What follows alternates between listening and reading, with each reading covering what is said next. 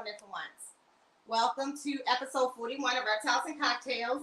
Thank you all for joining. I already see that, my usual Leka first. What?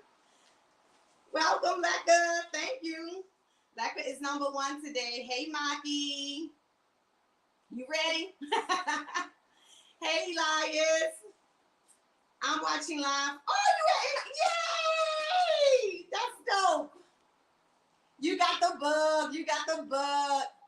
Sincere, what's up, bro? We was just actually talking about you backstage. Thank you for coming on in. So, as usual, go ahead, guys, share this out. Before I bring on my guests, I'm going to say thank you all for all of your support with the breast cancer walk. That's done.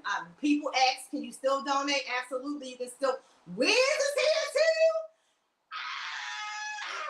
Are you off today, Wiz? I feel very special. Wiz is always working, y'all.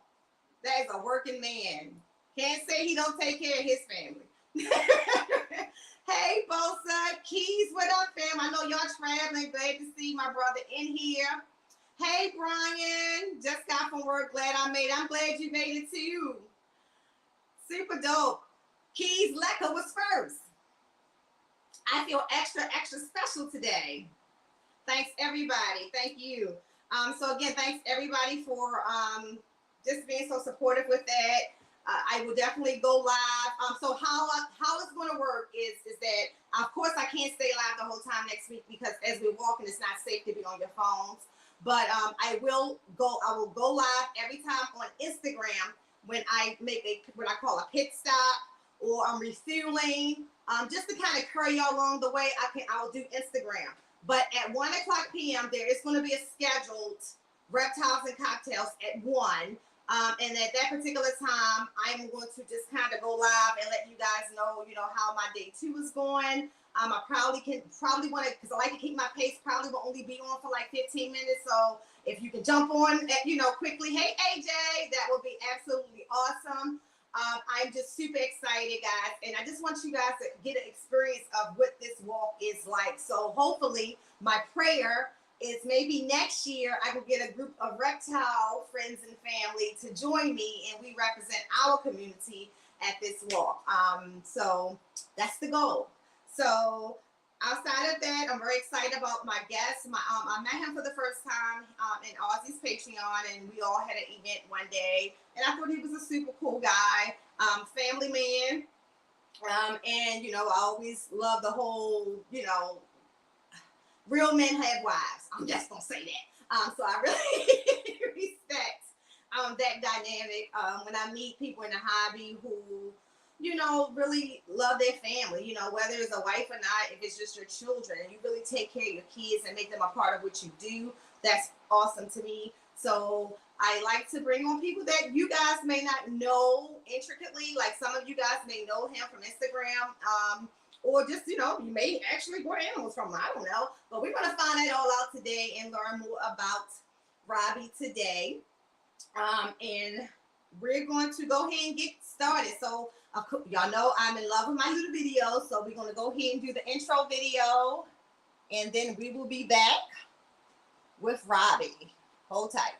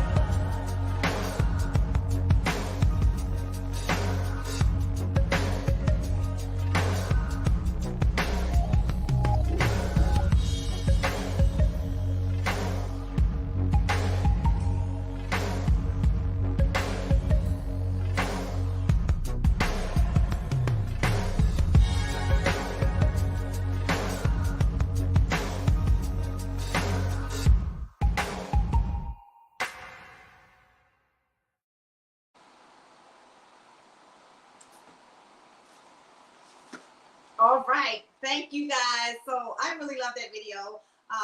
And I will probably change that to upgrade it with new faces and new people as the podcast go along. But I just absolutely adore that one because that is from the Tinley event. So, all right. So let's bring on my guest. Robbie, you ready? Ready. Welcome. What's So going on? introduce yourself to the people. I'm Robbie. I'm from Izzy Reptiles.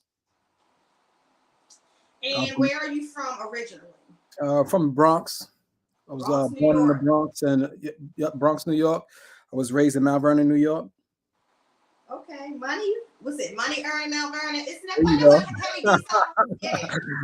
All right, I'm telling my age, but for those of you who don't know, it was a nice song. Exactly. And how did you end up into reptiles? Did you start off with them being as pets, and about how old was that? No, I started when I was about, I would say around 11, 12 years old, like just going in the backyard, digging up for garden snakes, bringing them home without my mom's permission, just trying to find little tanks and put them in and just figuring that out at first. Okay, so you went from garden snakes. How did you end up into ball pythons? I had a friend around the corner for me when I was probably about maybe 13, 14 years old. He had a corn snake and he couldn't take care of it. And he knew that I liked the snakes. So he snuck it inside my house and we put it inside our basement and I cared for it. And ever since then, I just kind of had like an eye and a passion just for snakes. Okay. All right. So right now, you are not. I think we talked about this before. You're not doing snakes full time yet. You actually doing a full time job and the snakes. Yes, I actually left my full-time job last week to do this full-time now. That's that Aussie patriot. Yeah. In my Aussie voice, what is your plan? Well, when we was over there at the golf club, I mean the golf place, I was just talking to him and just taking mental notes and just a lot of things that he was saying. I just took in and try to learn from it. Yeah, I was the other day I was with my stylist and who's actually like a sister to me, and she has a gift for making clothes. And this is my first time like sitting in her sewing area, and I mean it was material and everything. I just turned to her and I said, "Why don't you do this full time?" And Shaw, I hope you don't mind me telling this story, but I think it's going to be important what I say to the people that's in the chat who really, whether it's ball pythons or any business that you run, I'm a witness, and I'm gonna get into some details because I think it's important for people to understand. Because in my conversation with Shaw, I've never been a person who told people how much money I made. So Shaw said to me, she said, because I make six figures. And I had to tell her how much I made. And it was the high end of the six figures. It wasn't the smaller end of six figures. And that was just my base salary. But I told her the potential of what you could make, right? Because sometimes jobs hold us hostage with benefits, right? Because that's a big part of the salary, with benefits. And I was saying to, like, as we're living now and the things we're doing, I think about health insurance, for example. There's no difference if you are relying on the job for the benefit of health insurance than you making money from whatever you're doing, whatever your business is, creating your own health account.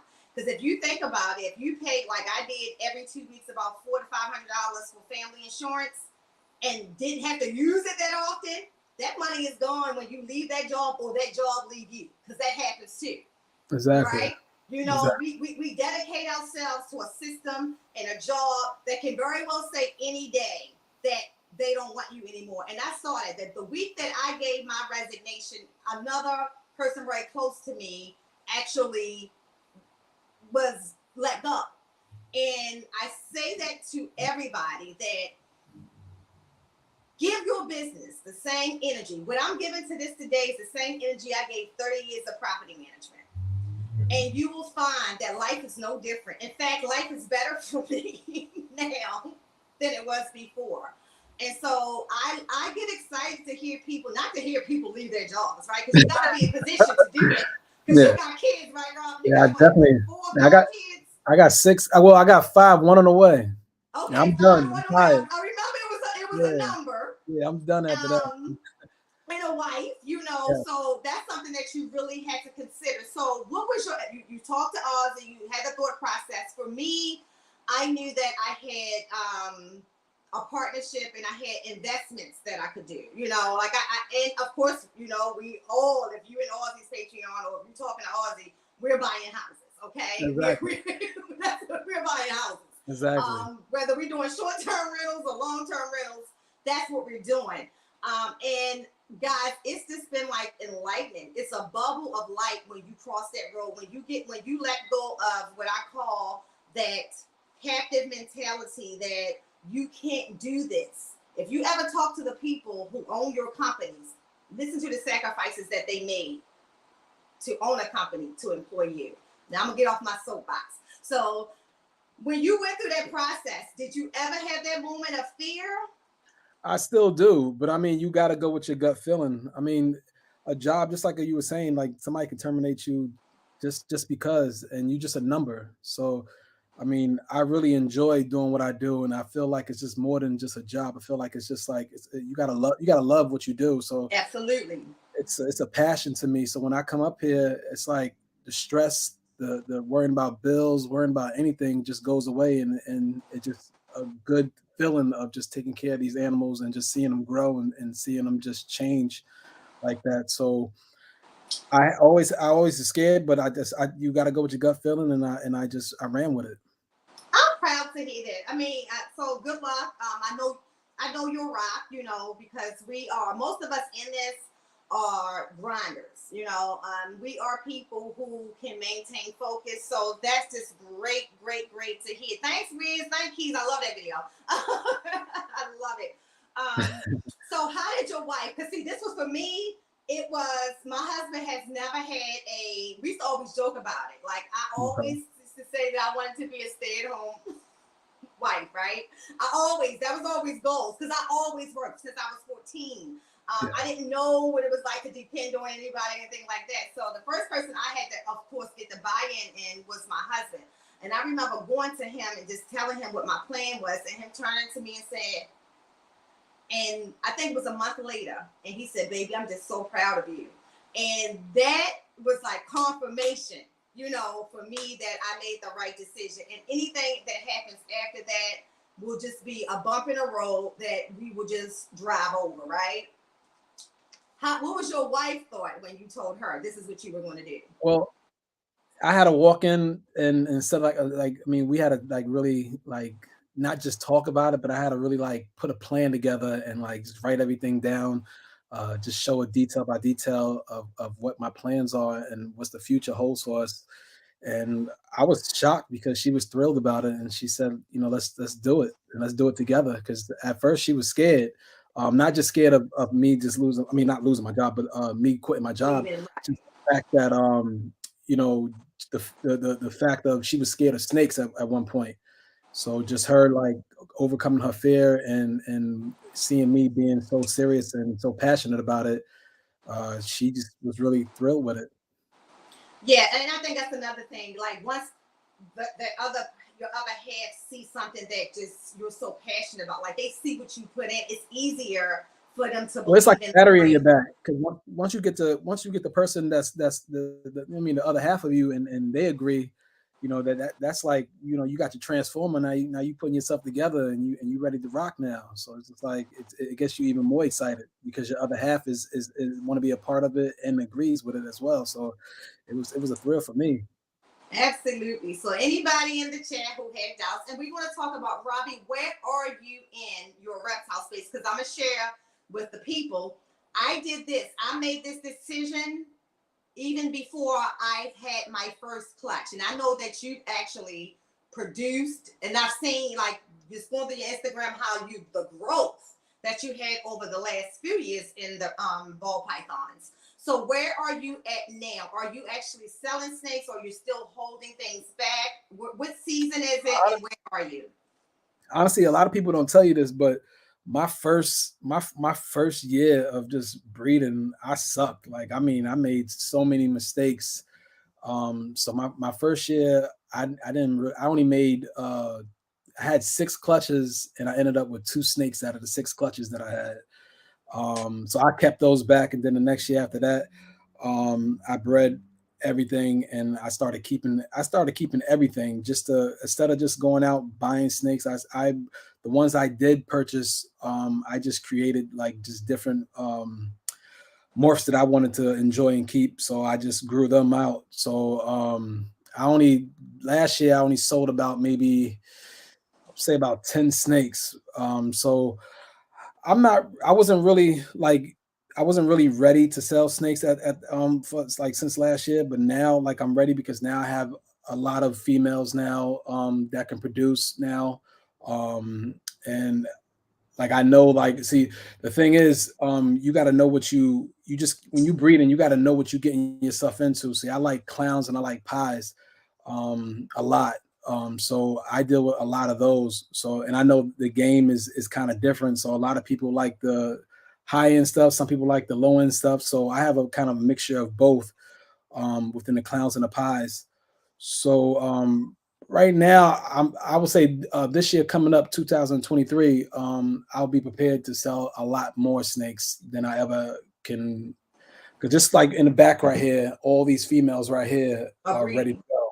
They're breeding, and so they're ready to go. So I'm gonna have a lot more clutches than I ever had within a couple years that I started. Because I started just with containers, and I worked my way up and saved and grew with these racks now, the freedom breeders I got now, and had a little small Amazon incubator. I got the sea serpent one, the biggest one that you can have. So I mean, everything takes time. Yep, everything takes time. I think luckily for my husband and I spent all the money up front. So I'm at that part now, like, look, just have babies, damn it. Just have some babies. Like, I have 3 incubators, and Oh, wow. I had 1 clutch of eggs. But I did it intentionally, not even thinking, because the goal for me was not to stop working until 55.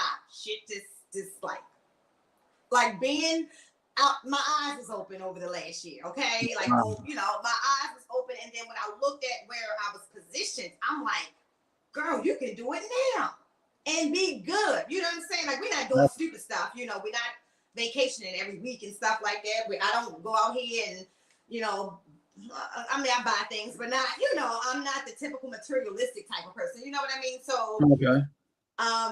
And I have all the core animals I wanted. I spent all of that money up front to be successful. My first clutches are going to be hardcore, except for my practice clutch, which I call my practice clutch. It still would be pretty good, you know what I mean? But it's not like, I didn't want to go in and, go and breed in my strong, high dollar animals and not really know what I was doing yet. You know what I mean? Okay. That was not something that a risk I was willing to take. But I learned so much about breeding over the last 2 years. I've owned animals forever. Never thought to breed them. And that was one of the things I said to Ozzy, had I known. And I say to people in the chat, tell your children now how much money snakes can make. We're talking about right now, is there a recession? I keep telling people, it's not going to be a recession for people who are breeding what they like, invested appropriately. And if anything, you're going to take advantage. Like for me, I would take advantage of the fact that the market is going to change now as I breed my first sets of snakes and have my first clutches. So when I do produce those snakes that I wanted to produce, I ain't gonna sell them right away. I can look at them every single day because I'm producing stuff that I wanted to see anyway. Exactly. I'm glad to feed them, and then when the price is right and I feel like the market is positioned right, then I put them back out there on the market. Exactly. So that's the mindset. And I think that's where the investment part comes in for us, right? Because I mean, my chat hear me talk about Aussie's Patreon all the time, but when I tell you that if you're in it on the tiers, that we get all of that information, which I think he's about to make it all one tier anyway, but the stuff that we're getting, the people he's bringing on are saying things to us that I'm 49, and I'm like, why the hell somebody didn't tell me this when I was 29? and then putting it into action, right? And this stuff really is real. Like it really works. And I'm so grateful to Ozzy for that, because he don't have to share all of that inside stuff with none of us. Exactly. But I promise you that we're doing things differently, because he's creating strong entrepreneurs, because he's spewing out all of that information. And you're not getting that in every Patreon. That's just facts. You might be getting a lot of ball python stuff, but what if the ball python market crash? We're still going to know and still have investments to survive, because we're learning how to spend that money, right? Exactly, because he's more. I'm not gonna. I don't think I should quote his words, but I mean, I think he's more of trying to do passive income. Yeah. So basically, like, if you selling a snake, just use that money wisely to just get a property and move further and grow in life. I mean, I think that's very brilliant to ideas and marketing strategy to do. That's why I always listen to him, because he's a very wise man, and a great breeder as well. Majority of my snakes come from him. I was going to ask that, because when I look at your pictures, I'm fortunate to see what's really there, right? Yeah. And there are some things, the world never see. Yeah. But I came in and I love, I wanted to get from a lot of different breeders, because I didn't want to like produce all super OD stuff, and I didn't want to make a bunch of dreamsicles, and I wanted to do creative things, like take my blackhead and put it into some of those amazing animals that I purchased. Like one of my biggest purchases I just made, what I want to do with that 3 years down the line, or actually 2 years down the line, because that female will be ready, it's going to be mind-blowing. And it's literally taking that snake that probably only cost me $400 and putting it to my $9,000 snake and creating a snake that I'm not going to say that the world never saw, because someone else can do it by then, right? Exactly. And I don't even care about it being the world first, but creating the most amazing looking snake that I possibly can, and to say that I created it and people actually want a part of that investment. That's my goal. Now I like that. Ozzy, I brought a lot from other breeders, but one thing I can say about Ozzy is that he's very honest when you're buying a snake from him. I'm not gonna put no names out, but I purchased one snake from somebody, and when I got it, it doesn't even eat. Like so, with Ozzy, when you buying something from him, he'll actually. I had it twice. I was wondering. I was like, I purchased this animal and it didn't come in yet. And he called me and said, "Hey, listen, I'm gonna wait until it eats first, or wait to see if it's okay to send out." And I think that's great. I think that's very loyal and being honest up front about your animals. So like every animal that I did get from him, they're healthy. They're still healthy. They're growing they grow faster than some of the other snakes that I had.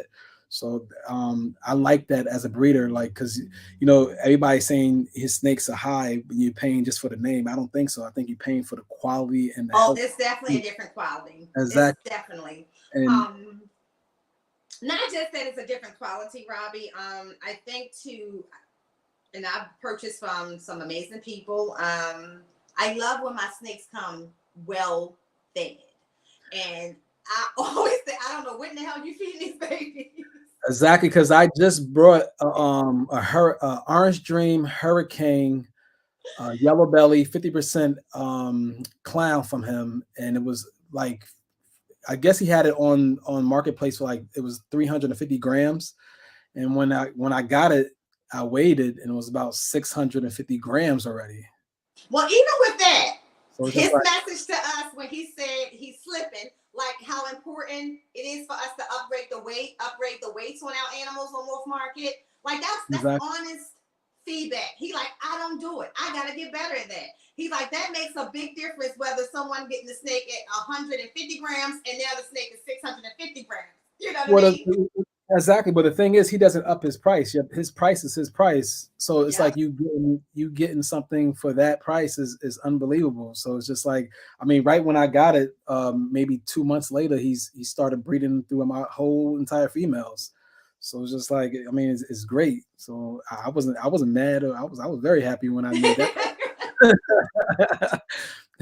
Yeah, well, I always mess with him because when I bought my orange ring Desert Ghost hemp pie, he let me pick. So he said, "Huh, here's three."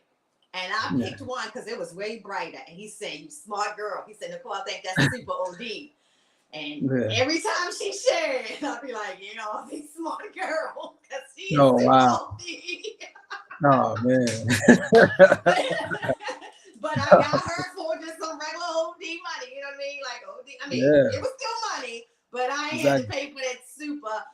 But he let me just pick it. He was like, just pick one, and I just, knowing what I know, but I had no idea that he actually thought it until after I picked it, and then he Oh said, wow. smart girl. He said, "Nicole, I'm Nice. telling you, she's gonna end up being super OD, and that girl is beautiful." So now you're doing this full time. What is your day like? Because I can tell you, for me, it's hysterical. I don't get up and work all day. I get up, do Nah. this, lay down, go do something else. What is your day like?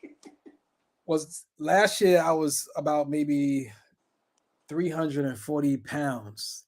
So now I'm I had that 200 on a pounds. note. I noticed that. Good Jesus. Yeah. I did not realize that was the same person. You're standing next to one of your children, I believe. And I'm like, that can't be. I Yeah. got a note on that. We're going to talk about that. Shoot. Yeah. So I was like, again, I don't mean to beat my, I mean to praise him like that, but I when I was listening to both of It's y'all, and respect. It's not praise. I do the same thing. It's respect.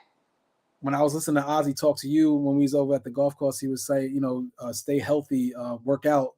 So that's what I do on a daily basis. I work out, I go out, I run, I go to the gym. I just stay consistent throughout the day.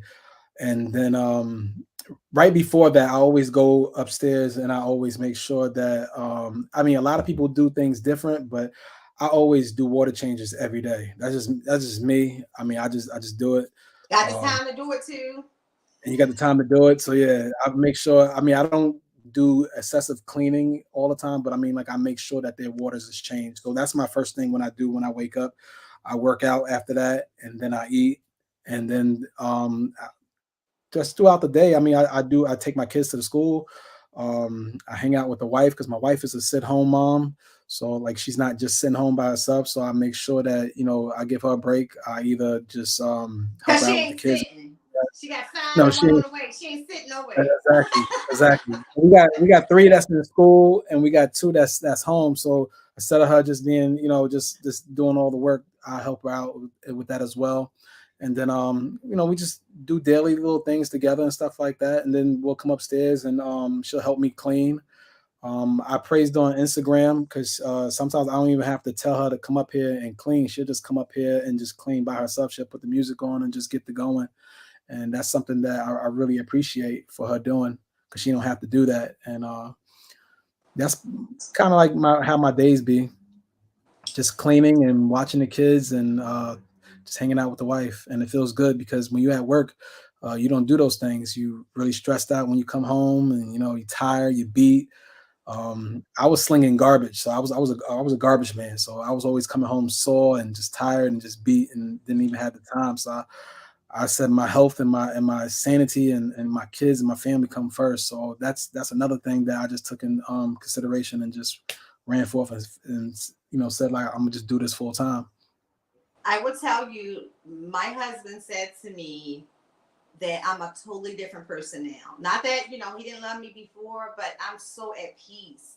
I Exactly. did property management. I was a regional manager, so I was responsible for a whole portfolio. I had managers underneath of me and their teams underneath of me. Through COVID, people went crazy, and I really there were days that I would just come home exhausted. And property management is like being a doctor. You can't turn your phone off. Something can happen in the middle of the night where you have to support your team, whether it's virtually, like say if it's a murder on a property or something like that. There's news cameras and things like that. I was the type of regional manager who's going to go out there and support my manager. You're not going to be out here dealing with all of that, families and news and all of that at the same time. So if there's a fire, loss of life, all of those things happen, and you have no control of when they're going to happen. So for the first time for me, this phone, I can put it anywhere. It's not even on ring half of the time. I don't have to answer it. None of that. And it was like just being able to shut your brain off at night. Y'all, I'm talking some real stuff to y'all right now, okay? To be able to shut your brain, I started to dream differently. I swear to God. I started to dream differently. When I woke up, the peace that raised up off, like this comes up with my soul is different. And not saying that, things don't happen. I still have adult children who get on my nerves and things like that. I have grandkids that I have to worry about. But outside of that, it used to be I dreaded Mondays. So Friday, hope nothing happens over the weekend. And then Monday is back to work. And I hated to go to sleep on Sunday because then Monday comes again. To live your life free. Free is invaluable. Exactly. It's a beautiful thing. Invaluable. I would say that too. To look at your children, to be able to go to your children, to see daddy come in the middle of the day of a school day, is invaluable to your kids. Invaluable. Yeah, exactly, because when your kids see you when I used to work all the time, I used to work like 6-7 days out of the week, and my kids always, hey, why daddy couldn't come to the play, and why daddy didn't this, or it was always upset. Now it's like happy faces every day. So it's a good it's a good thing that your kids you can see your kids grow and see your kids have smiles on their faces when you pick them up from school, and you can just do multiple things with them and stuff like that, and it's just a beautiful thing. Yeah, and my kids never. I mean, I was a single mom for many years, so I didn't always have a husband. That's only 14 years of my life. So I was a single mom for many years, and I wish that I could have done this, sooner in life, because what my grandkids can get now, like just to be able to say, come on, y'all, we just going away for 4 days. You know what I'm saying? Like that to me, if I could have done things like that more often with my children,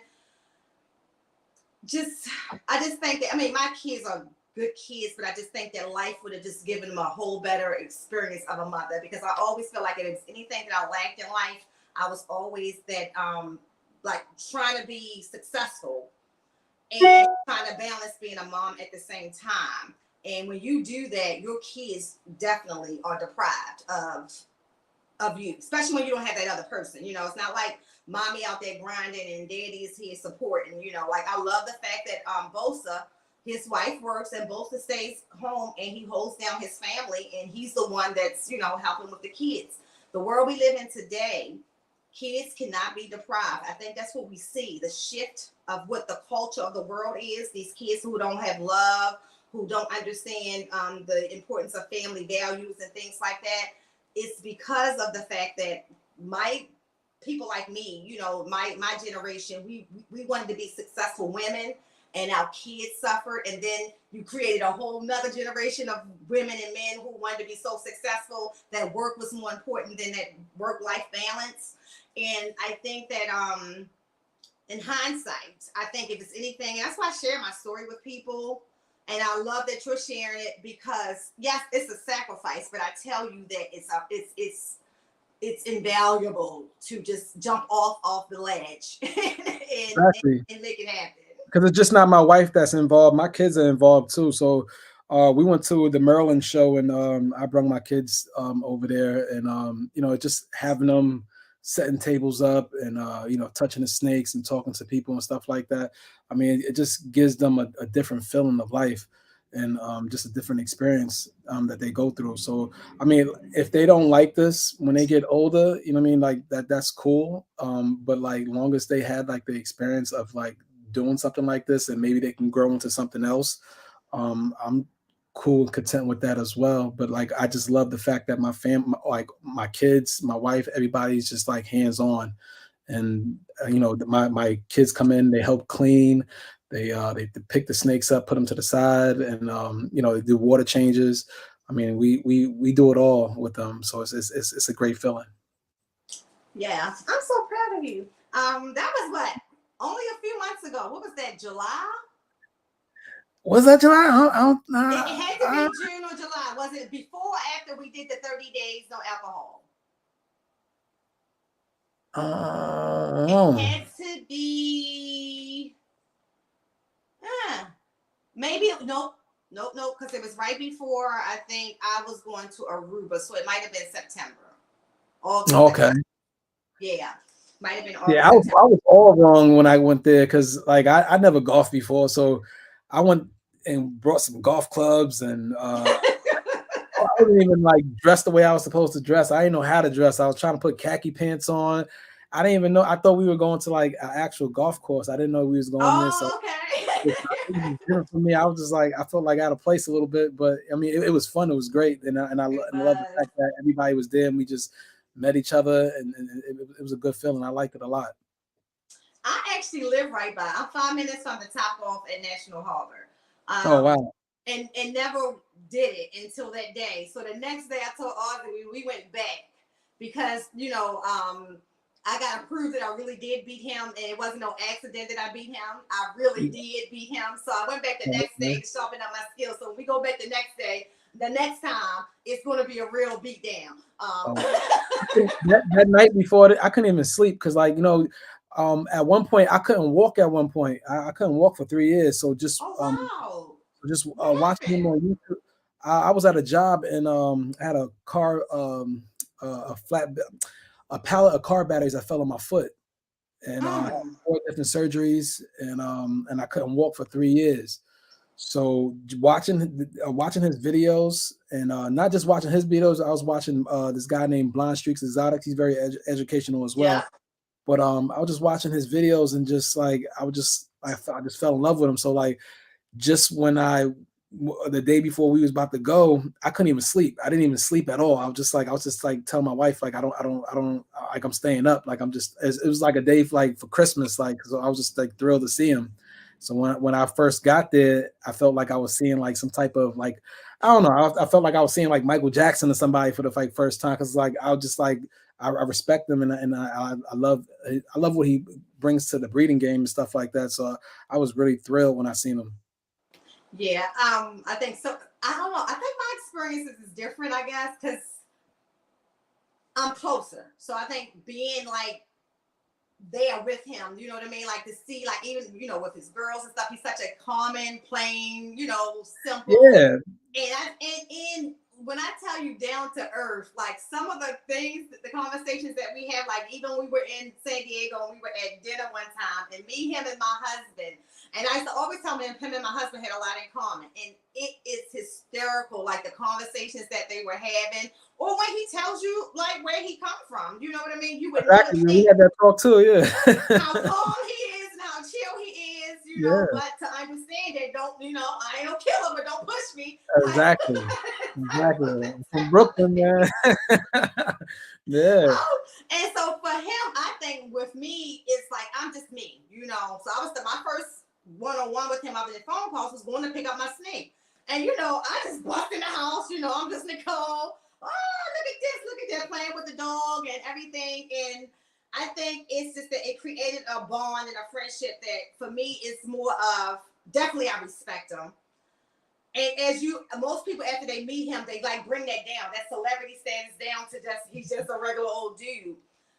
But where I am often intrigued and impressed by, and I can't deny it, is how he do it. Like, even to see his collection, like I was saying to Emilio was saying that how many clutches he is expecting this year. I'm like, that's Aussie level, like, where you doing it, Yeah. But to see that he was able to do all that he has in life with just a small collection, he really, considering, has a small collection, it made me more inspired, right? Because you don't have to have a big warehouse of animals to be filthy rich in doing this. You don't, if that's your goal. And some people don't care, to make any money in this. That's not what I got in it for. Because, I was a pet owner for plenty years, 32 years. I started breeding to make money. Let's just keep it real. I'll put that out there.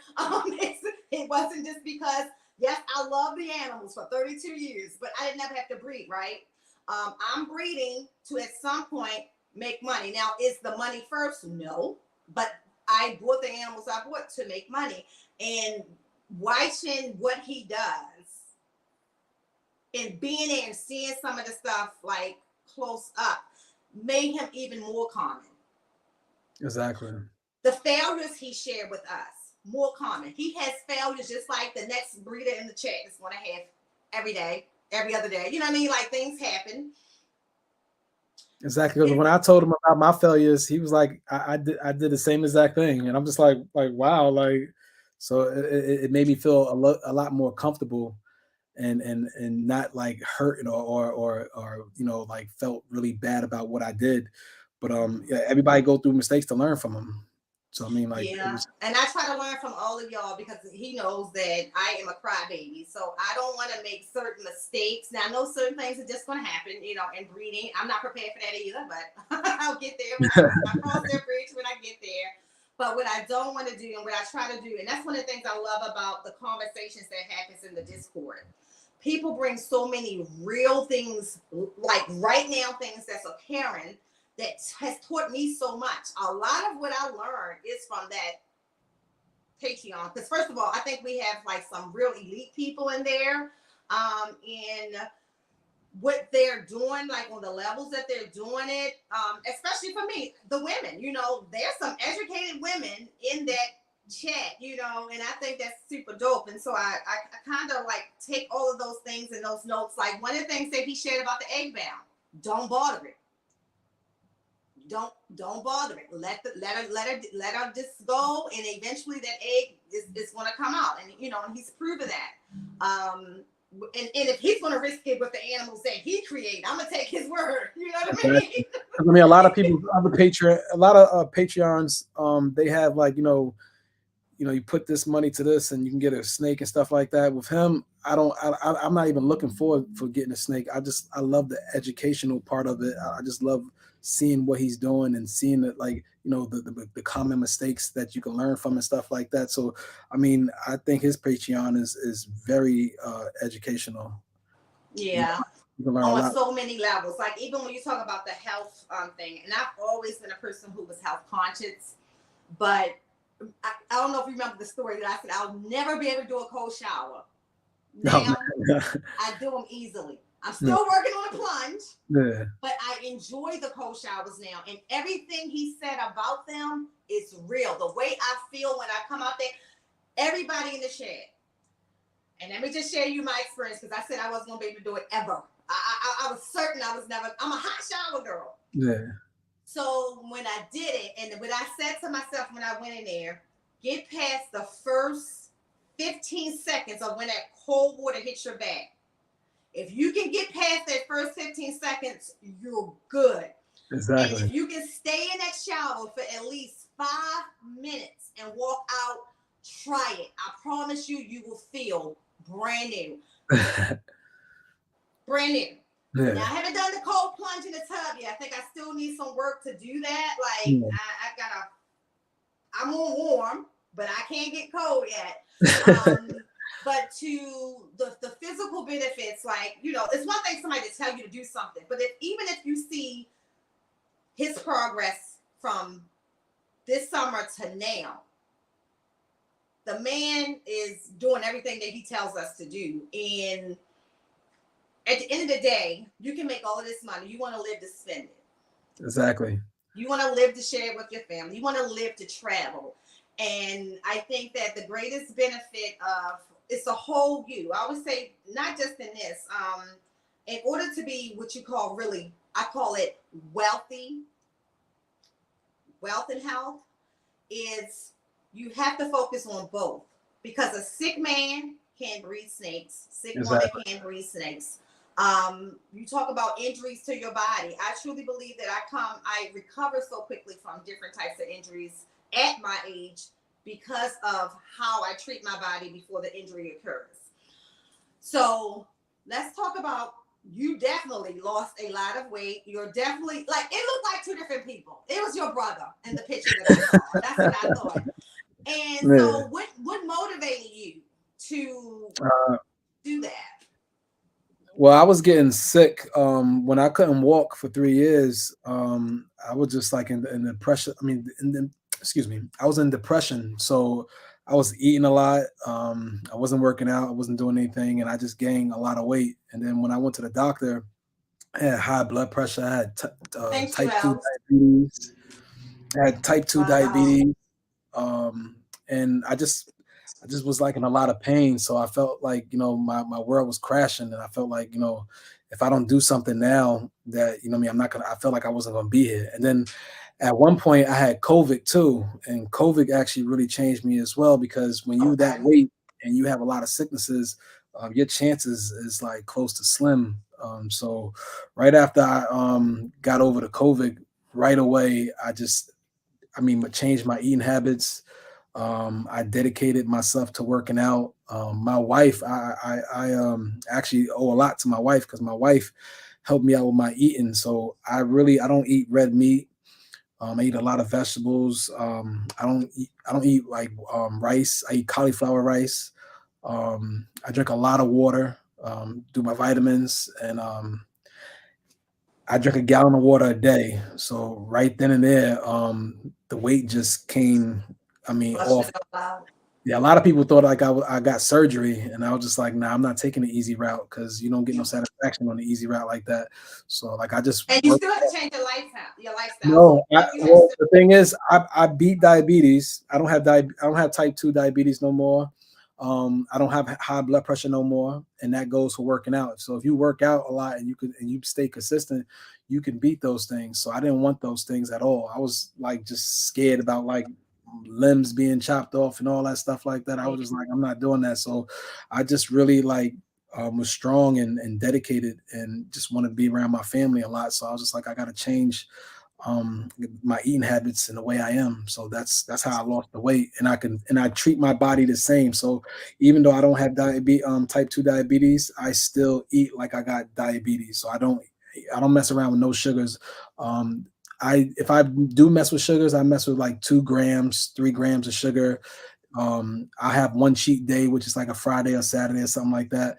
Just one meal for lunch, and that's it. But I stay consistent. Yeah. Well, I got like for me, when I cut out sugar, It's I hard. can. And you guys, y'all can look at pictures. Month over month, I can fluctuate based on what I'm drinking and what I'm eating. And if it's sugar, sugar blows me up. And if alcohol is another one. Now, I like when I'm drinking, I like to drink, but I don't drink all the time. But when that month we were on vacation, and it's like we were back to back to back, like we were literally here, then we come home for a day, and we there, come home for a day. I have to drink to fly. And I mean, like, y'all, I ain't talking about a little bit of drink. I got to be drunk to get on the plane, okay? That's the only reason why I find first class. It's not about wanting to be first class. I need the drinks to keep coming, and they don't do that in coach. That's how drunk I have to be to fly. And if y'all don't believe me, ask my husband will fly with me and try to not let me drink. You want me drunk as I possibly can be on a plane, or I'll be up there trying to get in the cockpit because the plane is shaking too much or some stuff. So alcohol also is my nemesis. So how do you drink it all? I do. So what I do Okay. now is I always look on the back of a can. So now I don't drink hard alcohol, but I do drink like a beer. But the beer that I drink is like a Bud seltzer. So it has like 1 or 2 grams of sugar in it, and then the Okay. calories like 190. So I'll just mess around and have like one now, and then one like an hour, 2 hours later, or something like that, and then I'm just done. See, So I I'm really need not some like. diet Grey Goose and diet Jose Cuervo. They ain't Yeah, met me listen, I miss yet. all that, because I was a big Hennessy drinker. I miss all that stuff, but I feel like my health is more important now. And what I mean, these snakes, ain't nobody gonna they don't take care of themselves. So like, I just Right. feel like I gotta be there for the kids, and I gotta be there for the snakes. And also like, I want to Yep, family. transition. Exactly. I want to just do reptiles. So right now, me and my wife, we're about to buy a home soon, a bigger home, and we about to get into the dog breeding as well. So So I we want saw that. exactly, Bullies, right? exactly. Bullies, exotic bullies, and Frenchies. Okay. So, Yes. Esteban, I don't know if Esteban's in the chat. Esteban actually has two of the cutest Frenchies ever.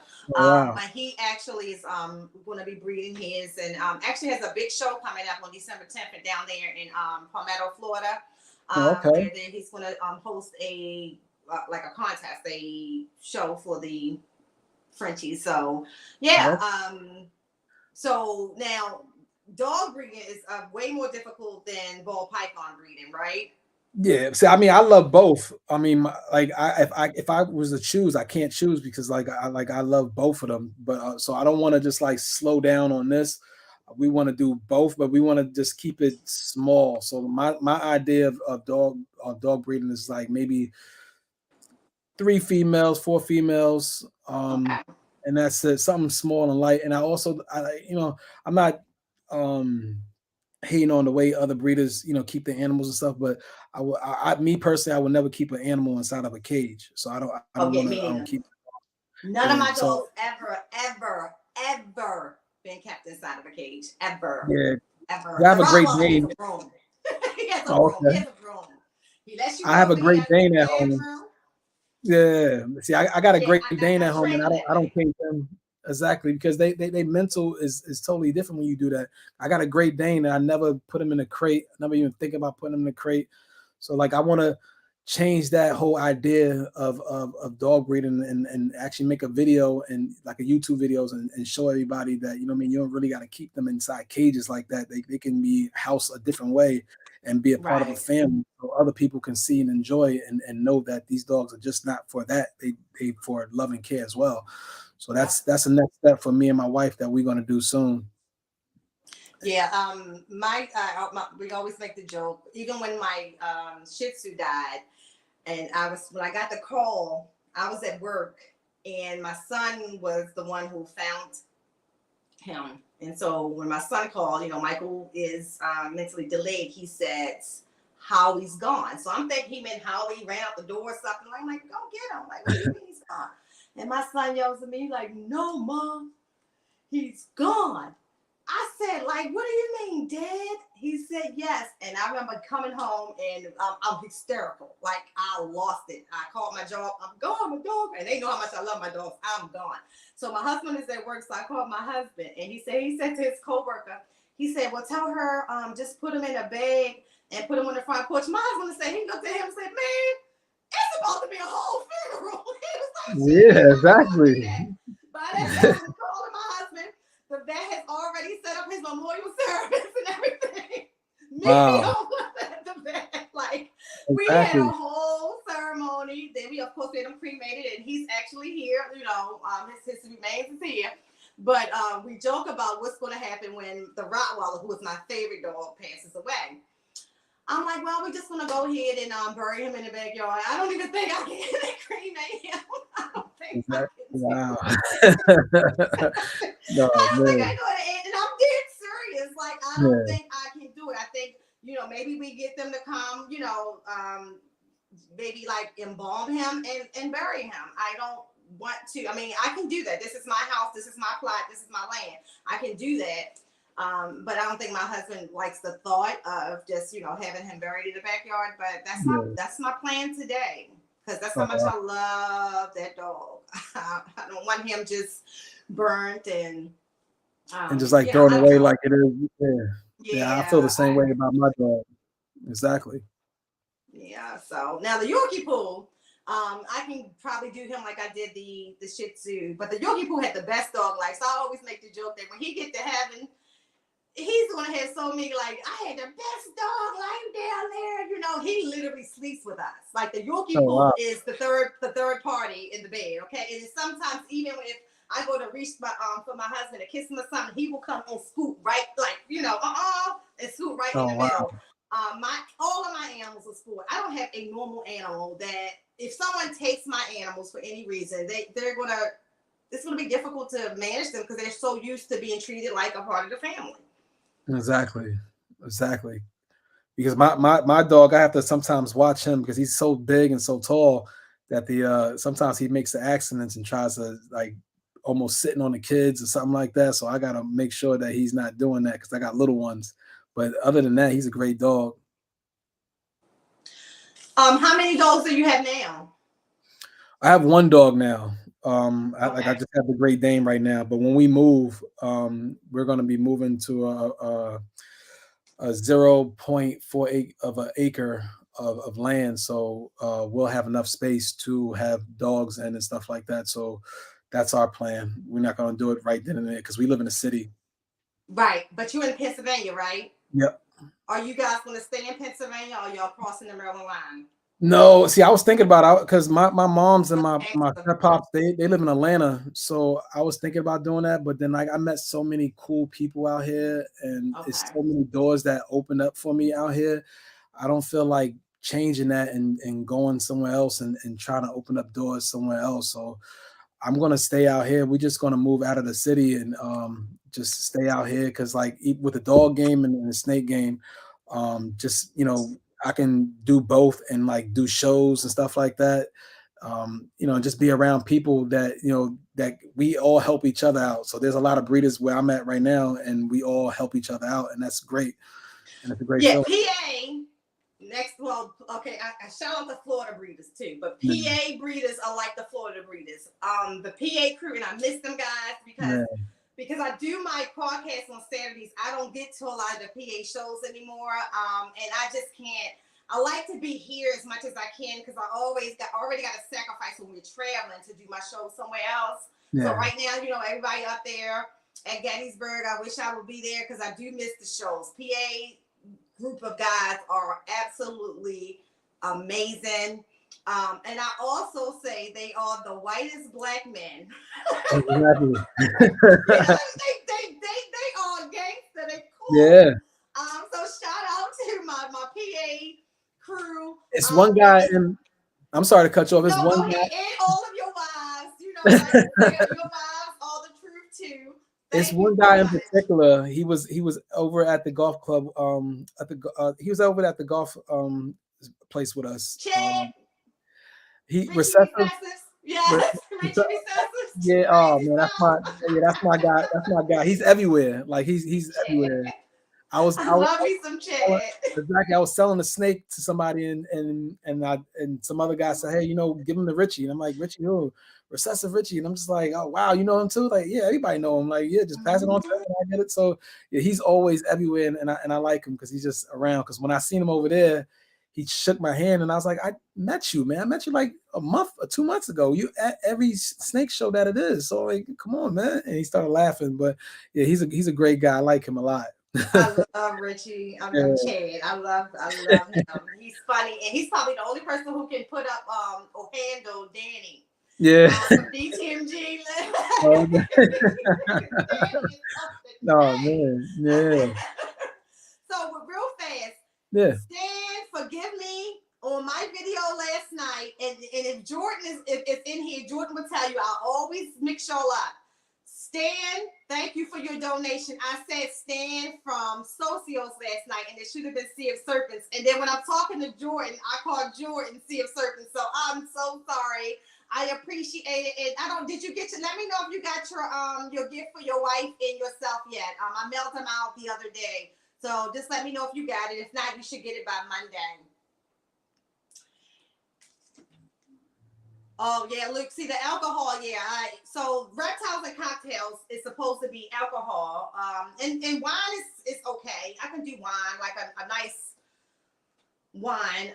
Like I like Red Walters. But I can't right now. Like after my walk, I can come back on my Saturdays. I can do wine because wine doesn't blow me up. It's like you said. It's when I'm sipping the Jose Cuervo and the Grey Goose to get on a plane and drinking them like back to back.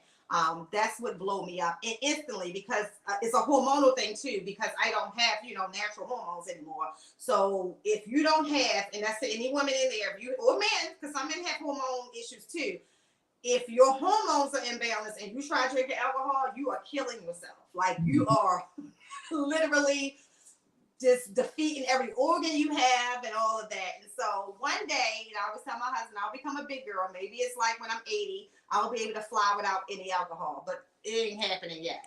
He's try some melatonin. So let me tell you what's funny though. I tried melatonin one time and I don't like that feeling. So I used to do Dramamine. Okay. I don't like the feeling because once I get to where I'm going, I still want to feel energetic, right? Oh, okay. So alcohol it makes me sleep on the plane, but when I get off the plane, it doesn't make me groggy. Dramamine and melatonin makes me still feel like I want to sleep after I get off the plane. All right. Yeah, because I take melatonin. Melatonin is probably a healthier option, but I just don't like the way it feel Okay. less outlanded. Yeah. But it's probably better for like the longer flights. Like if you're flying like the California flights and stuff like that, anything more than 4 hours, absolutely. Dramamine can be fine for that. But I'll tell you, one day I'll be able to do it. One of these days. All right, so we talked about the dogs. We talked about the snakes, and we're going to come back to the snakes. You have another hobby. Or was you just playing? DJing? I DJ. I've been DJing since I've been DJing since I was 20 years old. So I like when I was in New York, I DJed for radio stations. I DJed for D Block, the rappers, Jim Jones. Oh wow! Did, I swear, everybody I interviewed from New York, y'all be having some stuff in the background. Yeah, I mean, I was blessed to meet those people and work with them. I did I DJ for Jeremiah. Wow. I DJ for a couple of people, and I mainly did a lot of clubs and a lot of shows. And then once I started having kids, everything just kind of like slowed down. So now I'm not really into the club thing. I don't do the club thing at all. I do now Sweet 16s and weddings. Okay. That's my goal. The club scene is a little, Yeah, it's not, because my wife goes with me now too as well. So I as you get older, you just try to change the scenery and change exactly you DJ. So I do those things, and my wife helps out. She get on the mic sometimes, or I try to teach her to DJ. So she always tag along when I do that. So I do that here and there, and I continue on to still do it. What about traveling? I know that's hard. Like, do y'all have any support with the children to travel? Like, for example, do you think that you'll make bigger pockets next year? Because I will say this. The things that me and my husband learned there, saving us so much money. Like, even down to the fact of you can buy houses with no money. Like, live in the house that you live in now, invest in houses with no money, and get the tax depreciation credits in your snake business. And to me, that's the most value, because if you're making the kind of money that we want to make, you definitely want that benefit of having an investment property, which, it's an investment property. It's yours. If you just choose to sell it 15 years down the line and it makes money, it's still your money, even if you put no money down. There was so much that we learned, and there's so many cool people that we met, so many young people, like 21-year-old millionaires. I kept making a joke of Ozzy, because he's a part of the what you call that group? It's going to come to me. It's a group of millionaires. He talks about it in the Patreon all the time too. But, I know what you're talking about. It just came to me. Go Abundance, the Go Abundance. Okay. So the first night they had a party on a boat. No, the second night, and so Ozzy was getting prepared for it. I was like, so Ozzy, do you actually have to be a millionaire to get on the boat? Like, your net worth actually have to be $1 million? He died laughing. He was like, yeah. I said, because my net worth probably a good $250,000. Can I get on? But there were 21-year-old millionaires there. Wow, because I mean, they probably had smart people around them. I mean, at this age, I learned that you can't use your personal credit. You got to use business credit. That's the main thing, and not really don't use debit cards at all. Always use credit cards to build up your credit. What I learned is if you want to purchase a home, or you want to invest inside your business, get an LLC. Put money inside that bank account of the LLC, and just get a business card, and and start accumulating and start buying and investing inside your projects and stuff like that. And this way that it's no hardship on you, but you can pay that money back through time, and there's a bigger credit limit as well. So I mean, that's what me and my wife are doing now. My wife is she's purchased a home through the LLC, so we can just have better credit and not use your personal all the time like that, because that hurts you in the long run. Yeah, the only downfall of the business side is that if it defaults, they can come after your business, but you're still protected personally. And so Like you gotta like weigh that, and I agree with that, your perspective and your mindset, specifically from the point of like, we own a home now and I love this house. This really probably is the best house for an investment property. So when we talk about everything I learned in Bigger Pockets, like the number of doors in this house could create like so many different income streams, especially if we decide to do an Airbnb or a short term. Okay. However, I love this house. Like the day we walked in here, I knew this was the house for me. And I just can't ever imagine not living in it unless there's something that's even greater and better down the line. And right now, the way the economy set up, I could sell this house, make a lot of money, but I'm not going to be able to buy the same amount of house that we have now. But this probably is a better place for the investment. But as we look at things now, I definitely agree with that strategy. Well, even when I spoke, I'm sorry to cut you off. Even when I spoke to Ozzy and we had to talk about that, he was just like, never have your money sitting. Like, just don't have your money sitting. Have your money making moves for you. Yeah. So you'll never have it just like sitting in one spot. And that's what rich people do all the time. Yeah. So I mean, he right then when I spoke to him about that, it just made me like, wow, like, you know what I mean, just look at life. Your money is doing nothing for you if it's not invested. And exactly. I think that was one of the biggest things I learned from Bigger Pockets. So if you make $100,000, take that $100,000 and put it into something else that's going to make you more money. And that's not sit in an account, you know, because we were conditioned to say I got $100,000 in my bank account. And that's why he says, you know, use that money to you know, get other businesses like doing real estate and stuff like that.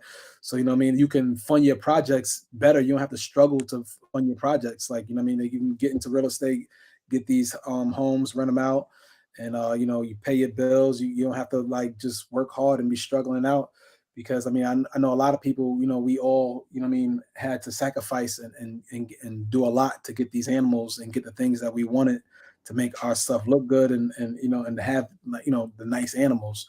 So other than that, you know what I mean, just, you know what I mean, if you got money, you got credit, use it for your best ability to fund your projects. Absolutely. Just like I said, so much I've learned in the last year, and I did, like I said, property management for years, and just never really like thought of, you know, a lot of the stuff that I've learned. I will tell you that if you guys can make Bigger Pockets, it is eye-opening. It is eye-opening. The one little kid, and he was a little kid, like literally, I'm like, why are you here? Because you're only like a 17, it looked like. But he actually said that he just one day got up, started calling people and asking them to invest in these properties. And he had, you know, with Bigger Pockets, we do have that little calculator and all of that. You can assimilate the offer, and lucked up and got somebody who was just impressed that this child was so driven to buy this real estate. And this person invested in him.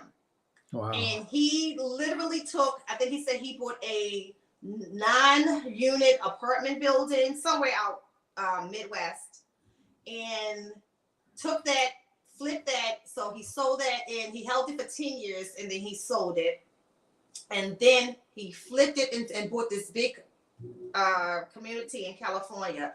But he is worth net over $5.5 million. And when I tell you, he's a little boy. He's like, he wasn't a 21-year-old. He had to be like 19, 20. And his parents were people who were never wealthy, you know. So his goal was to change, I forgot the term he used, like change his generations. You know, he wanted to, not necessarily generational wealth, but he wanted to change how his family thought about life, or whatever the case may be. Okay. And so now he invested in properties for his parents to do the same. Oh, wow. Yeah. I mean, it was just incredible. I mean, young women, everything. It was just incredible to meet so many just, you know, one thing I can say is I have learned that you want to surround yourself with like-minded people. So if these are your goals, you want people to have those same goals around you. Because if not, it's not believable. It's not achievable. You don't see it. And, you know, as R. Kelly said, you know, to believe it, you know, you have to see it. And that's the reality of it. So when I saw that, and, you know, my husband was there with us too. when he saw that, we came back so motivated. Like I came back with like 6 books. I think I'm on the 3rd one Oh, wow. now. Oh, okay. You spoke to Robbie. That's cool with Ozzy too. He's a great guy too. Robbie was there. So yeah, we all hung out together. We always Yeah, he's a great guy. together, Yeah. lunch together. Okay. Robbie left me to go to the party because I'm so tired, but he said he had a good time. I didn't go to the party that night, but we had lunch that second day. All of us, me, him, and Ozzy together, and my husband, and we talked a lot about that. And look at Robbie. Look what he's doing. Exactly. Robbie's a smart young guy, man. Robbie about to be a little young mogul. Yeah. But he talked about that. We were walking. He said he took everything that Ozzy told him and he put it into play. And that's one of his advice to me. I'm not saying you got to do it all at once, but start making those steps. Like put it into play. Don't let it go to waste because you're getting this. You're privy to this information, this inside information. And I will say that as we talk about, his generosity, there's ways to get step ahead into this just on Ozzy's merit. You know what I mean? So if you're serious and you're focused, he'll support you 110%. Like, and it's absolutely insane what our life is going to look like in another year, not just based on snakes. So that's why I'm not worried about no snake recession, right? If it happens, it happens. I don't think it's a snake recession. I just think that kind of change. I think people just kind of more as a lot of people elevate and they have different morphs and stuff like that. I think a lot of people are just changing and have their mind on different types of high end morphs now than they was on the lower end morphs. Thank you, Mitzi. Absolutely. And I think that too, like again, if you just gotta hold out, just create the animals that you want to stare at until the market comes back or the prices come back up. I think that the worst thing that anybody can do, and we talked about this, and I've seen this on quite a few podcasts where people experience this. This has happened before, 2007, 2008, and people who gave up their entire collections are wishing they didn't do that today. So not to panic, I do think that also makes a difference though in how you come into this. If you come into this as thinking I need this money to pay my mortgage, that's kind of like a setup, because you normally make those impulsive decisions if you're worried about if my mortgage is going to get paid or if I'm going to eat. Exactly.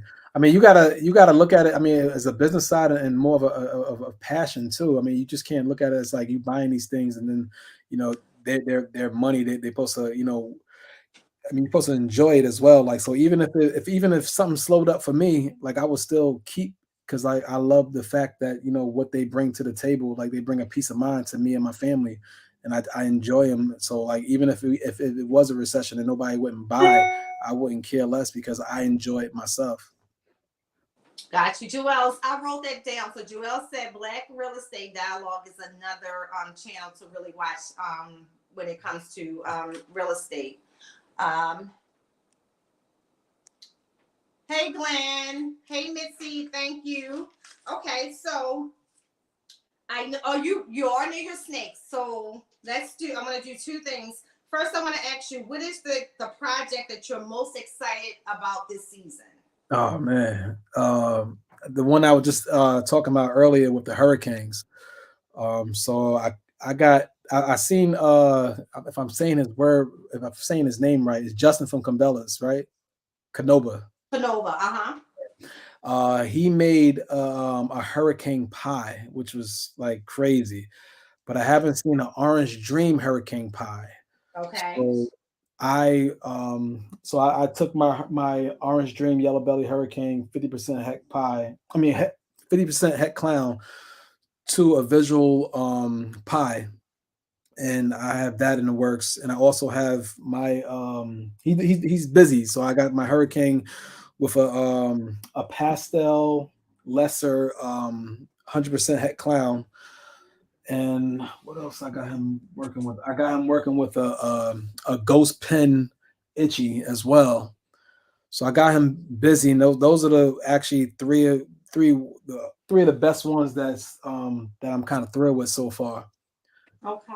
Last Can you show some of the snakes that you have as we course. saw Yeah, through? that's Yeah. what we here Because, for. you know, I'll just people like to see see the before people you like to even see snakes. see before you even gonna say something, I was gonna do that anyway. Oh, okay, It was one okay. that I made. It was one that I made last year that I cannot stop looking at. Like when I come up here, he's the first one that I grab as always because I was just so thrilled. Like I made this and I'm really happy about it.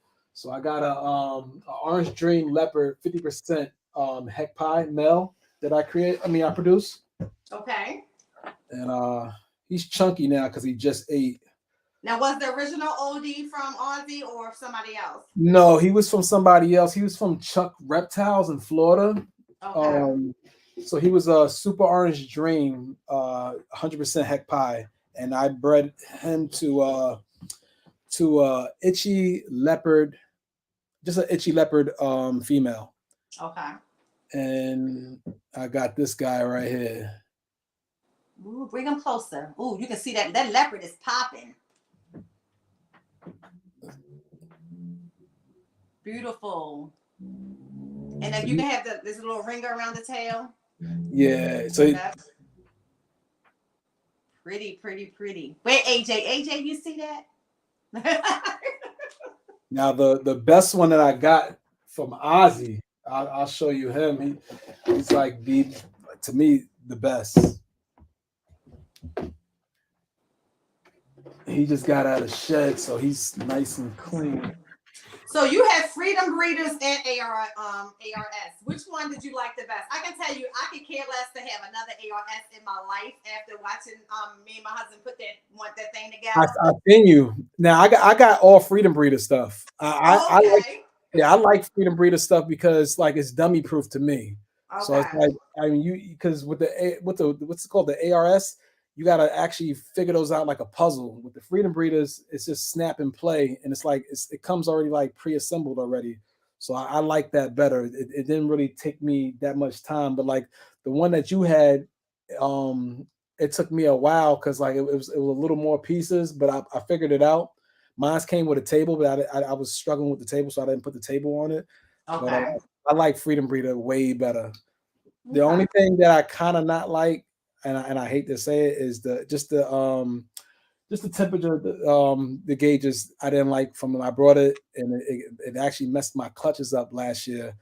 So I didn't like those, but I like the actual racks. But this is the one I got from Ozzy. Now, mind you, before I even show you this, I brought this as a baby about like September. I brought this as a baby. So you see this thing, it's not a baby at all. Okay.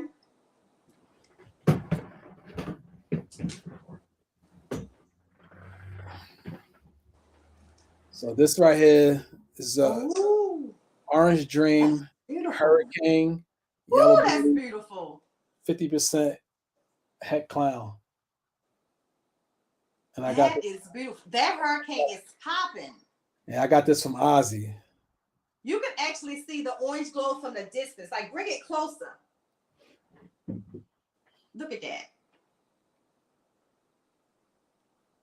And that was a baby, or it was supposedly baby. That's eating them Aussie ASS someday. Listen, when I got this and I looked at it and I was like, this is definitely not a baby. But I wasn't complaining. As soon as I put him to work, the moment I got him, I put him right to work. Oh wow, like, yeah. So even his hatchlings, their appetites be off the chain. Exactly. They be retic shooting, trying to get their food. I got another one from Ozzy that she just grew like real fast. It's an Orange Dream Itchy Leopard, 100% heck pie female, and she's gorgeous.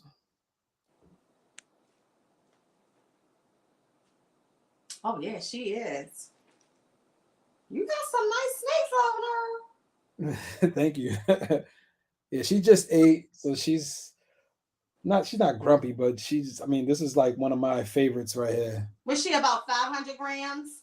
I would say, yeah, like she's like 425 right now. Okay. But like I said, like when you buy stuff from him, like you getting thick, healthy snakes. So yeah, that's like, what I love. I always like, golly, like you go, even the babies, it's like, yeah, I ate. Exactly. I never heard of this one from somebody. I got this from Ozzy too. It's a super orange dream pastel 100% heck pie male. Okay.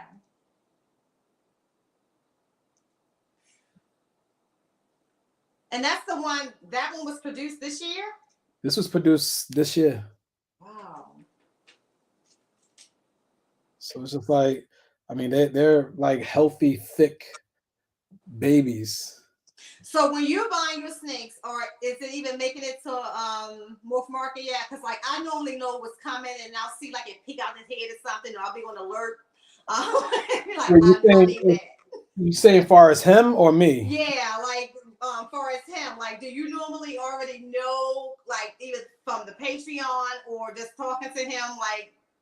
Well, at first I was always like infatuated with his page. So I will always just go on there and see different things and just be thrilled. So I was on his page nonstop every day, just looking and studying. Sometimes he have stuff that where it's he doesn't even show the picture, but like he'll tell you the description of it, What it and is. it's like and it's for a very cheap price. After that, I started buying and buying. I started getting to know him a little better.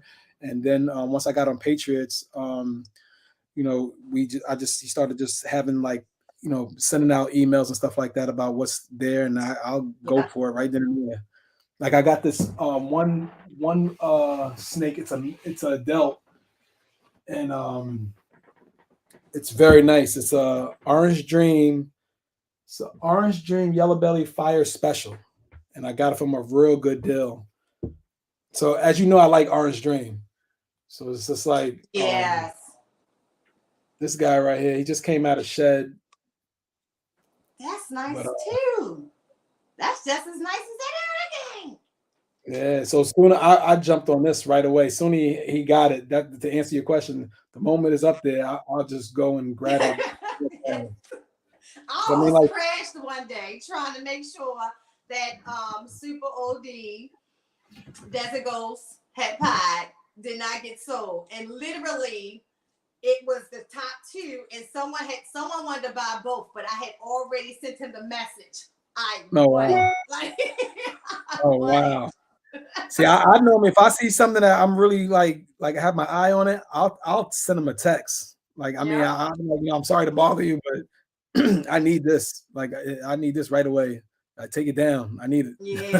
Yeah, that is so funny. Yeah, I think that's and again goes to show you like that's why he doesn't be worried, or Justin's, or you know, when people already you don't have to market yourself, you know, at that particular point, and that's why.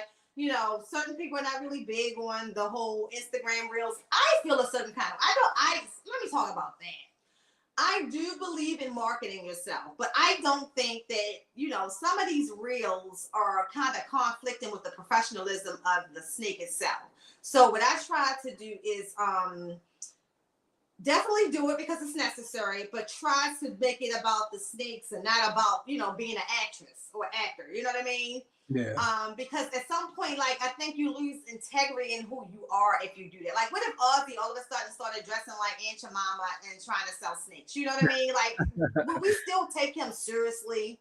Exactly. You know, y'all, am I being overreactive in the chat? Tell me. You know, I get it when people have the snakes, but when you start being a comedian and all that other stuff, I think sometimes that takes away from who you are. Like when the snakes can sell themselves. Like, I think Glenn is interviewing Reggie from Reggie's Urban Jungle, in which I have a couple of Reggie snakes that I purchased from him.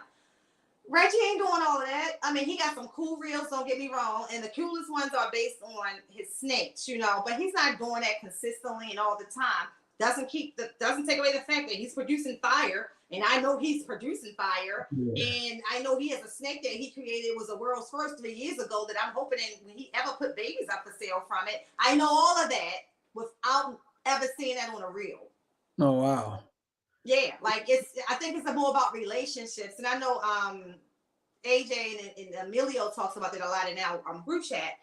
And you know, again, like my relationship with Ozzy's positioned me, and your relationship with him positioned you to have certain animals that other people may not ever see. You know, because we know what's going on in the back in the back of it. back Exactly. room. You know, I know what's there. You know what I mean? I know what's coming up. You know, the first time I ever touched hatchlings was at his house. You know, so I know what those animals are. Um, I think that it's important to keep the integrity in who you are as well, opposed to just trying to get attention to sell snakes. I mean, give me your thoughts on that. No, I believe and I agree. I mean, me personally, I think going to shows, reptile shows are a very good thing because you get to know who the person is. You talk to them, they know who you are. Um, you know, and that brings a lot to the table because that's how I met like Richie and stuff like that. Just being true to yourself, and I mean, you don't gotta like have no kinks in the game. I mean, you don't have to have like gimmicks or anything like that. Just be yourself and just show what you have as quality wise. You know what I'm saying? Instead of just the other stuff. But Yeah, yeah, I'm with you with that. it's getting exhausting. Like, Yeah, just like that you're, you don't have to do this. You got great snakes. yeah. Um, I had a couple more questions. So we talked about which genetics you are the most excited about. So we know it's the Hurricane. You said you don't have anything from Justin, right? From Canova? No, no, I have Really? a lot. No, I mean I wanted to, but like once you get, like I said, I dealt with a lot of breed, and I'm not saying like I won't deal with other breeders. I just feel more comfortable right now With the because ones you like deal with. with the ones I'm dealing with, because at one point I was when I first got into it, I just started buying snakes just to be buying snakes, and that's after a while that comes a lot. I mean, the cost goes up of feeding, so it's just like having a whole bunch of snakes is not really necessary like that. So I wanted to keep it like just down. So I got rid of a lot of snakes that I felt like wasn't gonna do me justice for the future. So and then keep just the cost down. So like I said, I deal with a lot of clowns and pies.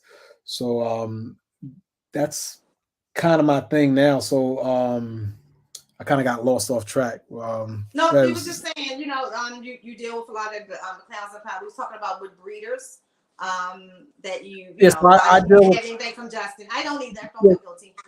so I brought a lot from Blind Streaks Exotics. I mean, when I first got into it, I I brought a lot follow from him them. as well. And I like him a lot as well because he's very educational. But I kind of like stick with if I'm going to buy something, like my next snake that I'm going to buy, and it's probably from Ozzy, is a Batman, an Orange Dream Batman. Because I mean, it's Okay. a lot of people out here that has Batmans, but not an Orange Dream Batman. So that's kind of like my next step. But like, I just feel more comfortable with that, with buying something from him because I'm not just buying something and I'm not knowing about this snake because like I just like the honesty that he's bringing forth to the table. So if I'm buying something, if it gets sick before it comes to me, he'll call me and let me know, hey, you know what, this is not it's not doing well. So either you wanted something else, or I can refund your money or something like that. So I just like the honesty because I've been through a lot with a lot of breeders, and like I said, I just feel more comfortable with him right this moment. But I mean, I will work with other breeders, but just with him right now. Yeah. Definitely, because of our relationship, he's one of my favorites. And the same thing, I know that if anything happens to one of those animals, he got me. You know what I mean? And like some Yeah. other breeders, he might have me like some other breeders don't. You know what I mean? Not knocking them because like if Yeah. you sell the snake, you sold the snake. But I know Well, that, that's a part of the game. I mean, because you wanna you yeah, wanna you wanna share and support everybody as well. But I mean, everybody has to be honest. Like me personally, if I'm gonna sell you something, I'm gonna tell you the truth about it because I mean it's gonna come out either way or not. So like I'd rather be comfortable and tell you what's going on. A lot of breeders just don't really tell you what's going on. They just want, hey, I'm gonna give you money and that's it. So yeah, and I've been through that. So I mean, I'm not saying like I'm not. I don't want to take the fun away from what I mean, like purchasing and meeting other breeders because I like that. But just right now where I stand right now, I just rather deal with him right now until I figure out and get more comfortable with everybody else. And that's where I stand at with that for right now. yeah. So my other go-to breeder, and I talk about him a lot. He's not a big breeder, but he has some quality animals. And he's a very, very like great guy. Like when he's in had their situation, the snakes that I had already responded.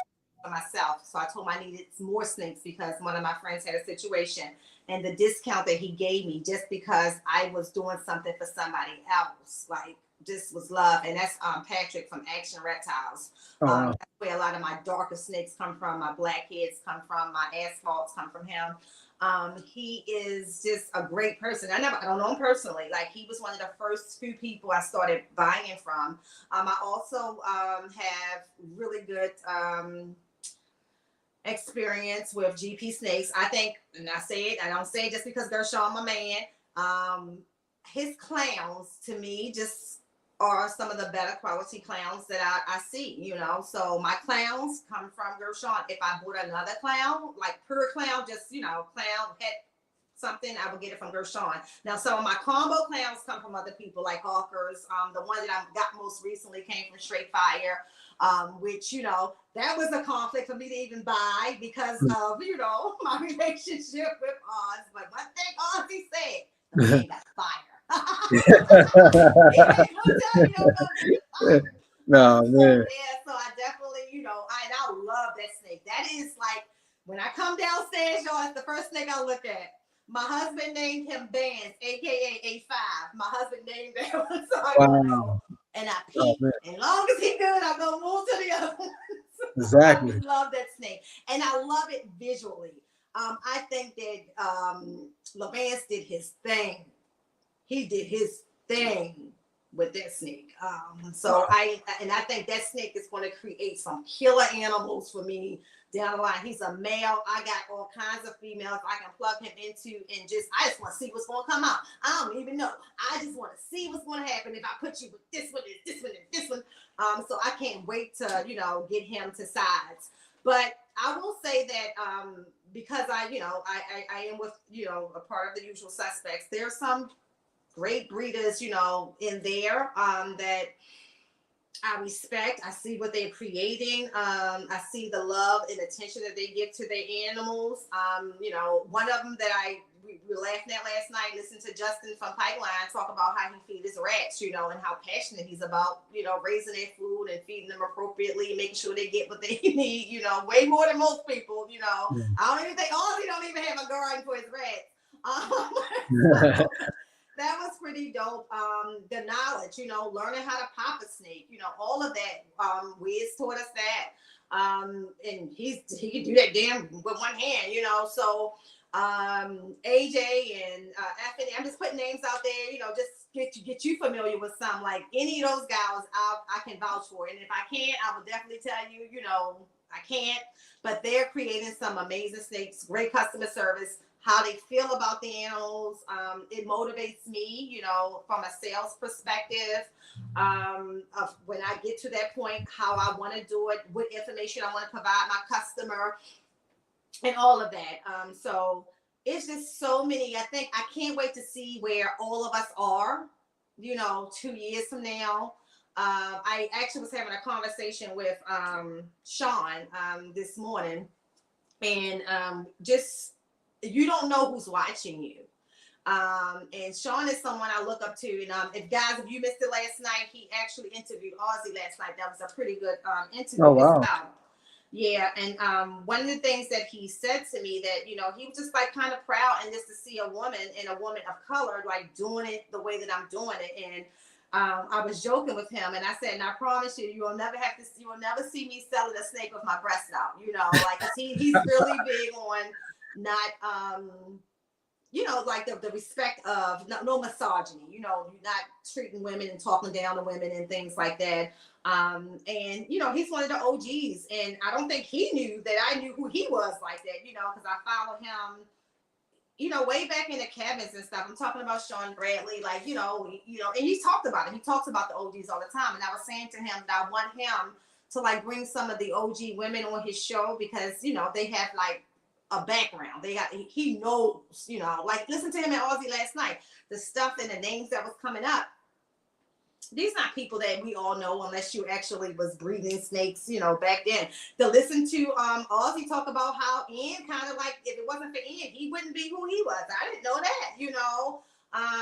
So just, it was a really good dialogue, and I think Sean is producing a good show. I love the fact that he's candid, but not to the point where it's just disrespectful, you know, but he's very candid. And I love that about him as well. But it's so many people that are producing amazing animals and they want the best for, you know, the yous and eyes of the world, who are newer to this. And some of them who just literally came in and they came in with the right mindset. Like we talk about Miguel all the time. Like Miguel is not in this for years and years and years, but look where he's at. And he's already building another facility. Not saying that that's goals for myself or for you, but it takes money to do that, you know. Now clearly you can see Miguel had a couple dollars before he just started buying steaks. Just how he was able to buy in the way that he did. So I'm gonna talk about that because one of the things I even heard towards me, you know, people think they can buy themselves in to the game. No, it's not that I think I can buy myself into the game. Let me just keep it real. I can buy what I want. So that's what I did. And so that's what Miguel did. Like, well, I'm gonna sit here and spend 5-6 years trying to create a snake I can go buy now. What is your thoughts on that? I agree with you. That's why I stand out with that because I mean I'm impatient. So if I want something, I want to make it. Like I'd rather get something that's already right then and there and do it instead of just waiting and time to try to make something that's, you know, I mean, it takes time and it takes practice to keep continuing trying to do that. So yeah, I'd rather just buy it right then and there. Yeah. That's how I feel. I mean, I think anybody who can do it, you know, if you can't, then you take the steps that you need to take to get to where you need to go, but don't knock nobody else from doing it. Exactly.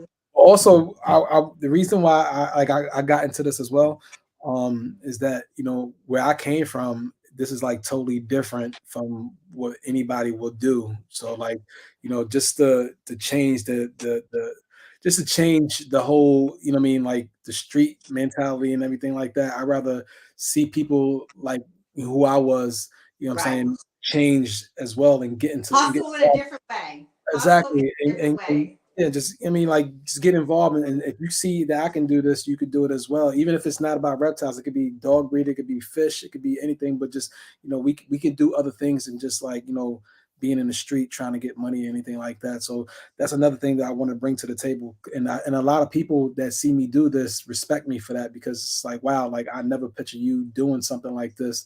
And I just couldn't see it. And now that I see it, it's like I want to try that. I want to do something like that. So it's just like I like that, and I want to bring that also to the table as well. So growing the hobby, you want to Yeah, just not just go growing the hobby and save actually because I like and now some others.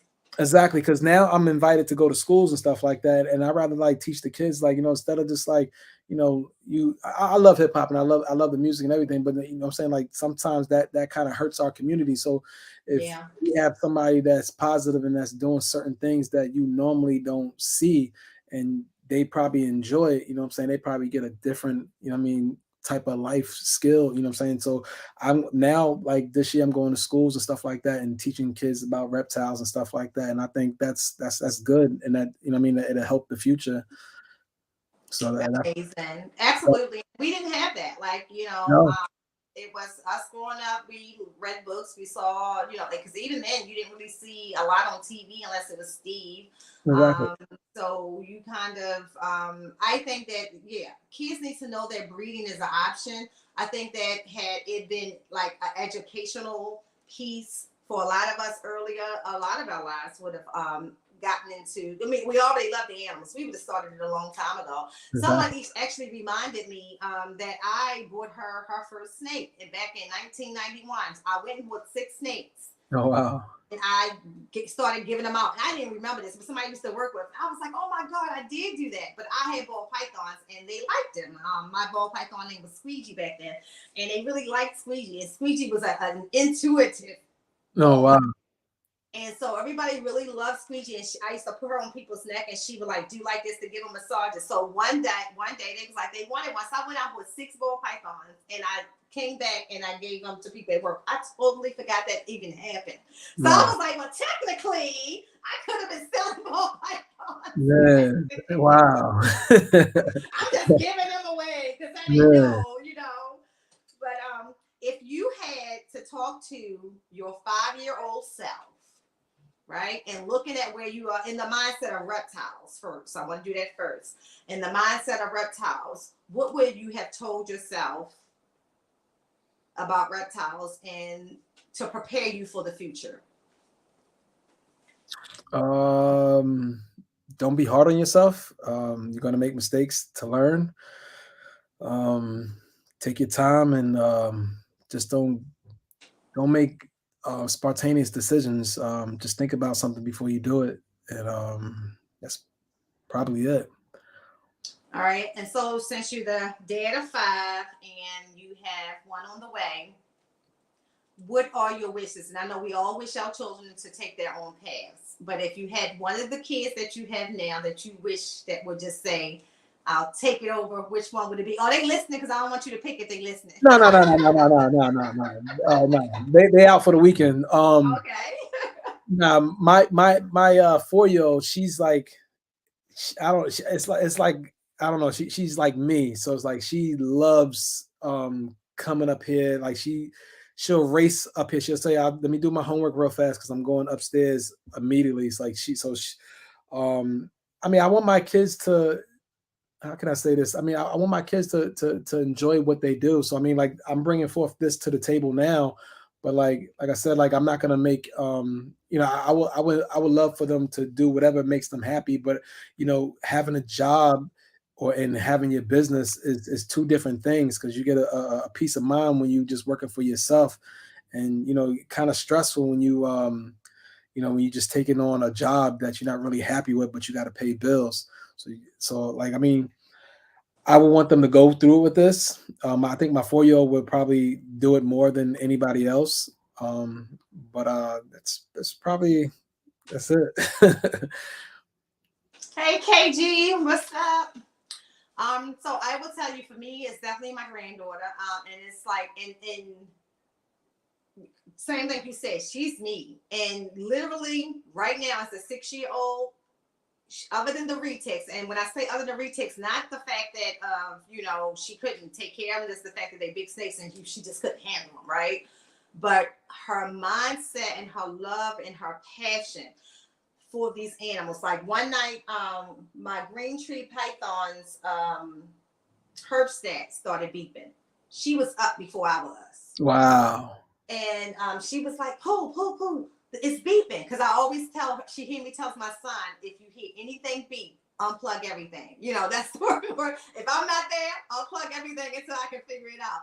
So she was like, "Pooh, it's beeping." And I come down here and the green tree python actually, somehow I have the hook where the not the thermostat, the probe is, had knocked it out back. So it actually hit. So the temperature, you know, wasn't reading appropriately and it just started going off. And so that's how much on it she is. And she's only 6. And she knows that if any of them herb stats beep, go get Pooh immediately. And now see, that helps in the long run because that teaches her responsibility. Yeah. She cleans poop. She cleans pee. She knows which sprays to use. She knows how to replace what bedding that they're going to have, like all of that. She's serious about it. She knows, she has her own little books. She might have them upstairs with her, like her little blue book. So when I feed or and I will write it down first and then I'll go put it all into the reptile scan. She just start writing it down. She'll write down Annabelle 8 and then she'll be like, "Pull, what size?" And I'll be like, "It's a small." Like she'll write SM. Like she is just so into this. So into this. Wait, you said her name is Annabelle? No, her name is Skylar, but Annabelle is the snake that she was talking about that time. So she helps me name all the ball pythons. Yeah. Okay, that's my daughter's name. Oh wow, yeah, like it's literally that Annabelle is the hat enhancer head G-stripe. And she loves to just take care of all of them. She knows their names. And I don't know if you ever see, I did a video with her a couple of weeks ago on my YouTube channel. You gotta check it out. When she talks about why she loves snakes. She's on my video. I think I did 2 videos with her. But just to hear her talk about snakes, yes, you need her over there, KG. She is just, it's amazing. And she goes to school. She educates her teachers. She talks to them like when it warms up again. Her teachers want me to bring one of the retakes over because, you know, they can't imagine that Sky goes to school and tell people she swims with a water monitor, so they think she's lying. And she gets very offended because they think she's lying. So she has to, like, I got to give a video and show people video So now the kids think she lives, you know, with a dinosaur. She doesn't live here. She lives with her mom, but every time she's here for the animals. Oh wow. Period. That's That's the first thing she want to see when she comes through the door. She doesn't play with toys. She doesn't play with dolls. All she wants is to handle and take care of the animals. So that's my person. See, that's my 4-year-old. See, I didn't work her in like with the snakes. So what we did was we went to a reptile show and I got her a gecko. So the gecko's up here with us. So when I'm doing cleaning and I'm changing waters and stuff, she does the same thing for her gecko. So I try to like get her to do that first, and then we're going to transition into the snakes. But she loves like just seeing me doing it, and she does it the same way. So I think that's very important for kids. Yeah, because at the end of the day, we putting all this money. You need to have somebody to leave it all to if something happens. Because and that's one of the things in this video she talks about, like her perception. Like I don't coach her. Like, well, if you see the video, you can see. Like I'm like, because a certain part that she goes on about beating people up, I'm like, look, girl, you can't do that on YouTube. You know, I'm thinking in my head, like, stop, cut. Exactly. She's like, if they mess with my snake, she's going off. But I think that it's very important that, like, listen to her to talk about if I get old or if something happens to me. Like, hear her say that, like, come out of her mouth that she has to take care of them for me. And you know, as a grandmother, you know, you're sitting there and I'm recording and I'm like, you don't think how deep these conversations are. Like what she's putting in her head as we doing all these cleanings and all of this stuff. She has a plan. She has it mapped out. And so for me, to know that if something shall happen to me, her mother was raised around snakes. And of course, my son, Michael, deals with even the bigger snakes. But to know that she will be the one who wants to run the business. She won't let the business go away. It's everything to me. It's everything to me because I can't even say that my daughter, her mom, would want to run the business, you know. But she definitely knows, and she talks in that video about like what she'll do, like how her days are supposed to look and stuff like that. It's amazing. So yes, I think that having kids around them and see how they handle them, like even her explanation of if a snake bite her, like she's never been bitten, but if it does, her explanation is it's her fault. Like you have to do something, you know, the snake could have been defensive, or you know, the snake could be uncomfortable. It's not the snake's fault, it's their way of being defensive. Like to hear her talk like that as a 6-year-old. Exactly. That's why I taught my wife. Exactly.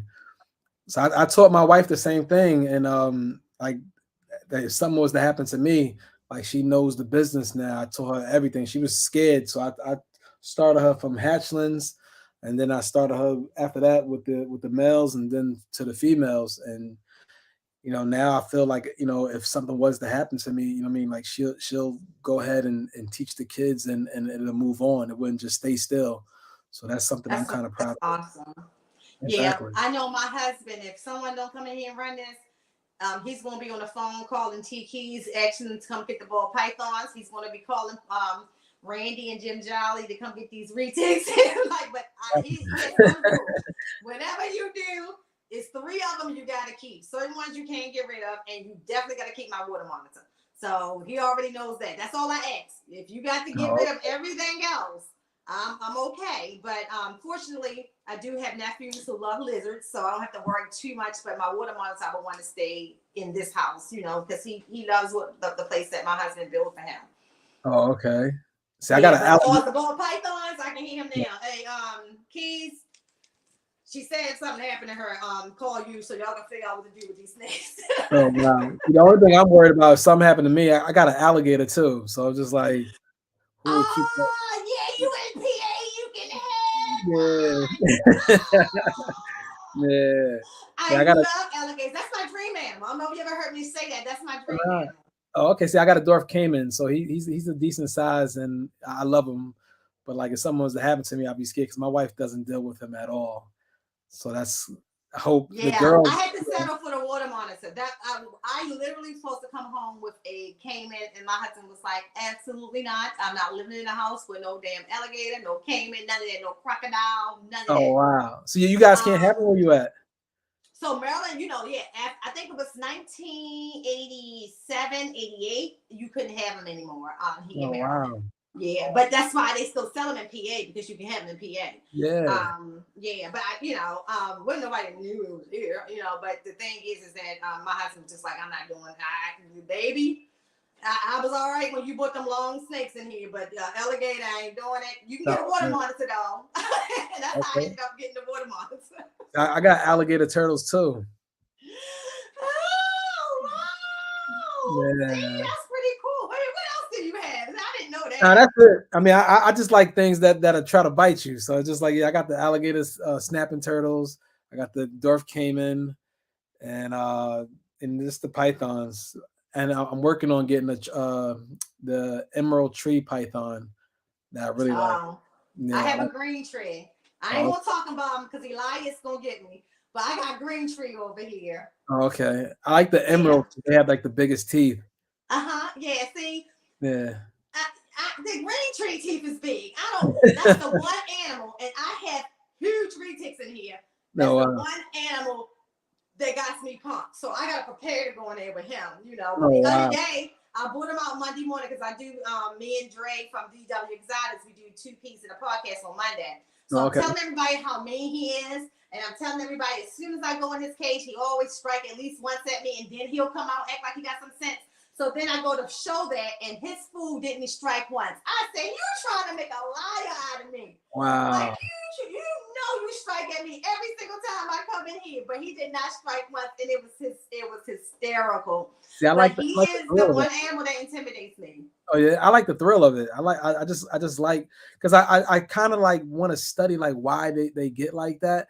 But like they have their days. Like some days you can go in there and do your thing, and some days it's like, at certain times. Yeah, like so they don't want to be bothered. So it's like us. Like, what I mean, if somebody keep poking and poking, what I mean, what's gonna happen? So I mean, I like it, but like I just like the thrill of them doing that and their reaction. It's like, I mean, I don't necessarily do anything to help them do that, but it's just like if they do that. I used to get scared, and and that's why I overcame my fear of them trying to strike and stuff like that. Now it's just like I don't even care that it doesn't even bother. Snakes I don't want to get bit by. I don't ever want to get bit by a retic, and I don't want to get bit by the green tree. But I'm not intimidated. Like a retic is different because it's not going to just strike. Retics is going to let you know you're getting on my nerves. Yeah, but it's a difference from a food bite to just a regular bite. I don't get bit any kind of way from a retic. So if you ever see, like I watch them eat, and if you really see a retic's teeth, like not even they got 2 different sets. They got their regular teeth, and they got these combat teeth that literally are huge, and they curve back like this. Wow. So my thing is, even a slight bite from a subadult or higher is going to probably send you to the hospital. But I'm not like, I don't worry about my retics in my head would never bite me. That's the green tree. Oh, for sure. Yeah. It's going to be a bite. So when I go in there, I try not to. I don't use gloves with him anymore, but I know he's going to typically strike once, and then I'll let him come up. If I let him come off the perch up into my arm, but even then, I won't move. I won't walk around too far with him because his response is quick. So a green tree python, a retic will give you a warning. Either they're going to bump you and say this is not the day, or they're going to literally square up with you. Close the door. The green tree python can go from 0 to 100. You don't even know he get ready to hit. Oh, it's a hit. And those teeth are huge in that little head. Yeah, wow. Right, Eric. Look, Eric, I don't want to know about it either way. I'm grateful that every retic I have has never ever bit me. The only time that I got bit, I think, was New Year's Eve. It was from one of the real baby ones, and that was literally my son was holding her, and I hit her face. And we was doing some decorations or something. I hit her face, and she literally, I can't even call it a bite. Like she tapped me, and then when she realized that it was me, she just kind of like, oh, sorry, and just went on about her business. Oh, I don't want to ever experience a real retic defense bite or a real retic food response bite, but we have great relationships. Like me and my retics are good. Like even in shed, I got one that's a breeding male right now. He wants to breed. He comes out arched and everything, but I don't have to worry about him hurting me. Like he still knows it's me. He's still moving and he's arching and everything, which is absolutely hysterical to me. that he's ready to breed. And it's still warnings. The green tree is not giving you a warning. Facts. It's just going to happen. Yeah, I want to get a reticular, but I'm going to wait until we actually move so I can have. Oh yeah, you my need animals. space. Yeah, because I wouldn't. I mean, I wouldn't trust it because my kids are so small, so I wouldn't want that right now. But like when I have like my own private little space, like I'll get like I always was infatuated with the cow retics. Yep, I have a. You ever seen? I have a golden child cow. Oh, see, that's what I want. Yeah, that's. Yeah, I have a golden. I have a GC cow. Oh wow. Well, I have probably all of the, you know, I want to say premium retics. Because my goal when I first got into them was I was going to breed them, and then I said no. Like, I don't think it's enough people who can take care of them responsibly. Like my retics literally run the house. They come out and they crawling everywhere. If you don't like snakes, you don't want to visit here. They go up the stairs. They go everywhere except for in the man cave because my husband would just probably run out the back door if one of them just came down there on their own. But they go everywhere and they need their space. It's good for their mental because if I truly believe that you can cause a retic to have mental issues if you do not respond to the fact that they want to roam. Like right now, I'm looking at my golden child son. When she's doing what she's doing right now, she's literally got her head at the glass looking at me just like this. Oh, wow. I'll go over there, open the door, and she'll come out. That's how I know she wants to come out. If you ignore that, I think that you can create some type of psychological issues with them. And I think that's when you have problems with retics. Even feeding them, I don't have to worry about. I can get in my retics enclosures. There's a video. Actually, I was cleaning one today, and I can literally go in the enclosure with them while it's in there. Wow. Problem. Actually, you'll see it on Instagram. I think I posted it on Instagram before. Like, I have no reason to be intimidated. They're puppies. They are literally, they know me so well. Well, you had them since they were babies then, right? Move over. And like, she'll literally go over there and kind of get in the corner and just watch me. Like, you know, okay, I'm out the way. Do what you do. Now, you had them since they were babies though, then, right? Say it again. You had them since they were babies then, right? Yes, and I wouldn't buy it. And so I tell people that I wouldn't buy a retic unless it's a baby. Because you don't know what trauma that snake went through, and they don't forget. So if they were mistreated, and when I say mistreated, I'm not just talking about with handling. I'm talking about with husbandry or anything like that. They don't trust people as much. My retics were all raised, and I think that makes a huge difference. I got them as babies. I think the oldest one that I got was 4 months old and the youngest was 2 months. And so I just literally raised them from there. And so I conditioned them to know what I do and be reactive to what I do. And they taught me, you know, like each one of them are different. I'll give you an example. The one you said that you wanted, the golden child cow, she is probably the moodiest one.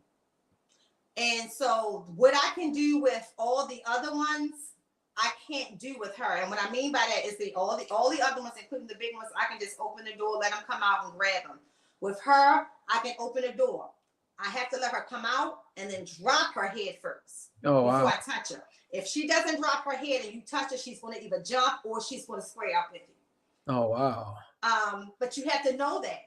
Yeah. And that's how you create those relationships with her. So me knowing that, why would I go in there and touch her before she wants to be touched? Exactly. Yeah, you know, and it's just a wonderful thing. But my favorite animals are the reticulated pythons. I wish I could breed them for other people to have. I wish there was a market for other people to have, because the experience that you get with them is different from any other snake that you possibly own, to me, in my opinion, other than a king cobra. And I just, you know, that's not my style. It's the king cobra. They're smart as a whip, though.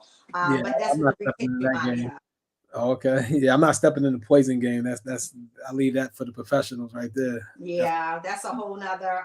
You have to be a different type of snake keeper to be able to engage. Like even with retics, you have to be a certain type of snake keeper to engage with them, because, like I said, you have to learn each intricately. But they've all been raised by me, so I just know them inside and out. Oh, okay. I don't literally they in my bed with me sometimes. Like I don't have retics that poop and pee on you, or like I don't have none of that. Like they literally are so smart. They come home, they go out, they play, when they get tired, they come back home. But that's just because I let them out all the time. Like they're always out. Always out. They're out probably more than any animals that I own, to be honest. How many you have? I have eight retics. Oh wow. Yeah, I have 8. Wow. And honestly, I would love to have more because I love them that much. But the space is important. You have to make sure that you have adequate space, not just for what they are in now. Like mine are in my biggest enclosure is like an 8x4x4. And no, one of them is a 10x4x4 to childless. And then all of them are like 8x4x4, then 8x2x2s, and an 8x3x2. Those enclosures at some point, not now, and probably not for another 10 years because they're at that spurt now where they'll grow slower. But at some point, you need to be able to take all 8 of these enclosures and make them at least 4 feet higher and 4 feet wider. Oh, wow. So if I can't do that with the 8, like visually with the 8 I have now, it would be unfair to add another one because I need to have space to do when they do grow. Oh. Now, God forbid, God bless me to decide to move up the street from Ozzy in one of those big old houses with all that space. I can get 20 more retics, you know. Exactly. But right now, the space we have, I'm at capacity with retics for sure. Okay. Yeah, I feel like that with the pythons. I'm at capacity. I'm good.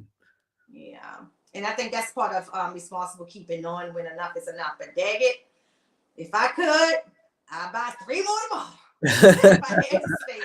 I love them that much, and they don't exhaust me like retics exhaust most people. They're so much fun for me, so much fun. They keep me laughing, like to even see how they are with each other sometimes is hysterical. The other day, I normally let these 3, because they kind of was raised up together, interact with each other all the time. So the breeding male, who I was surprised that he was even in breeding mode when he came out, went into T'Challa's enclosure and they locked.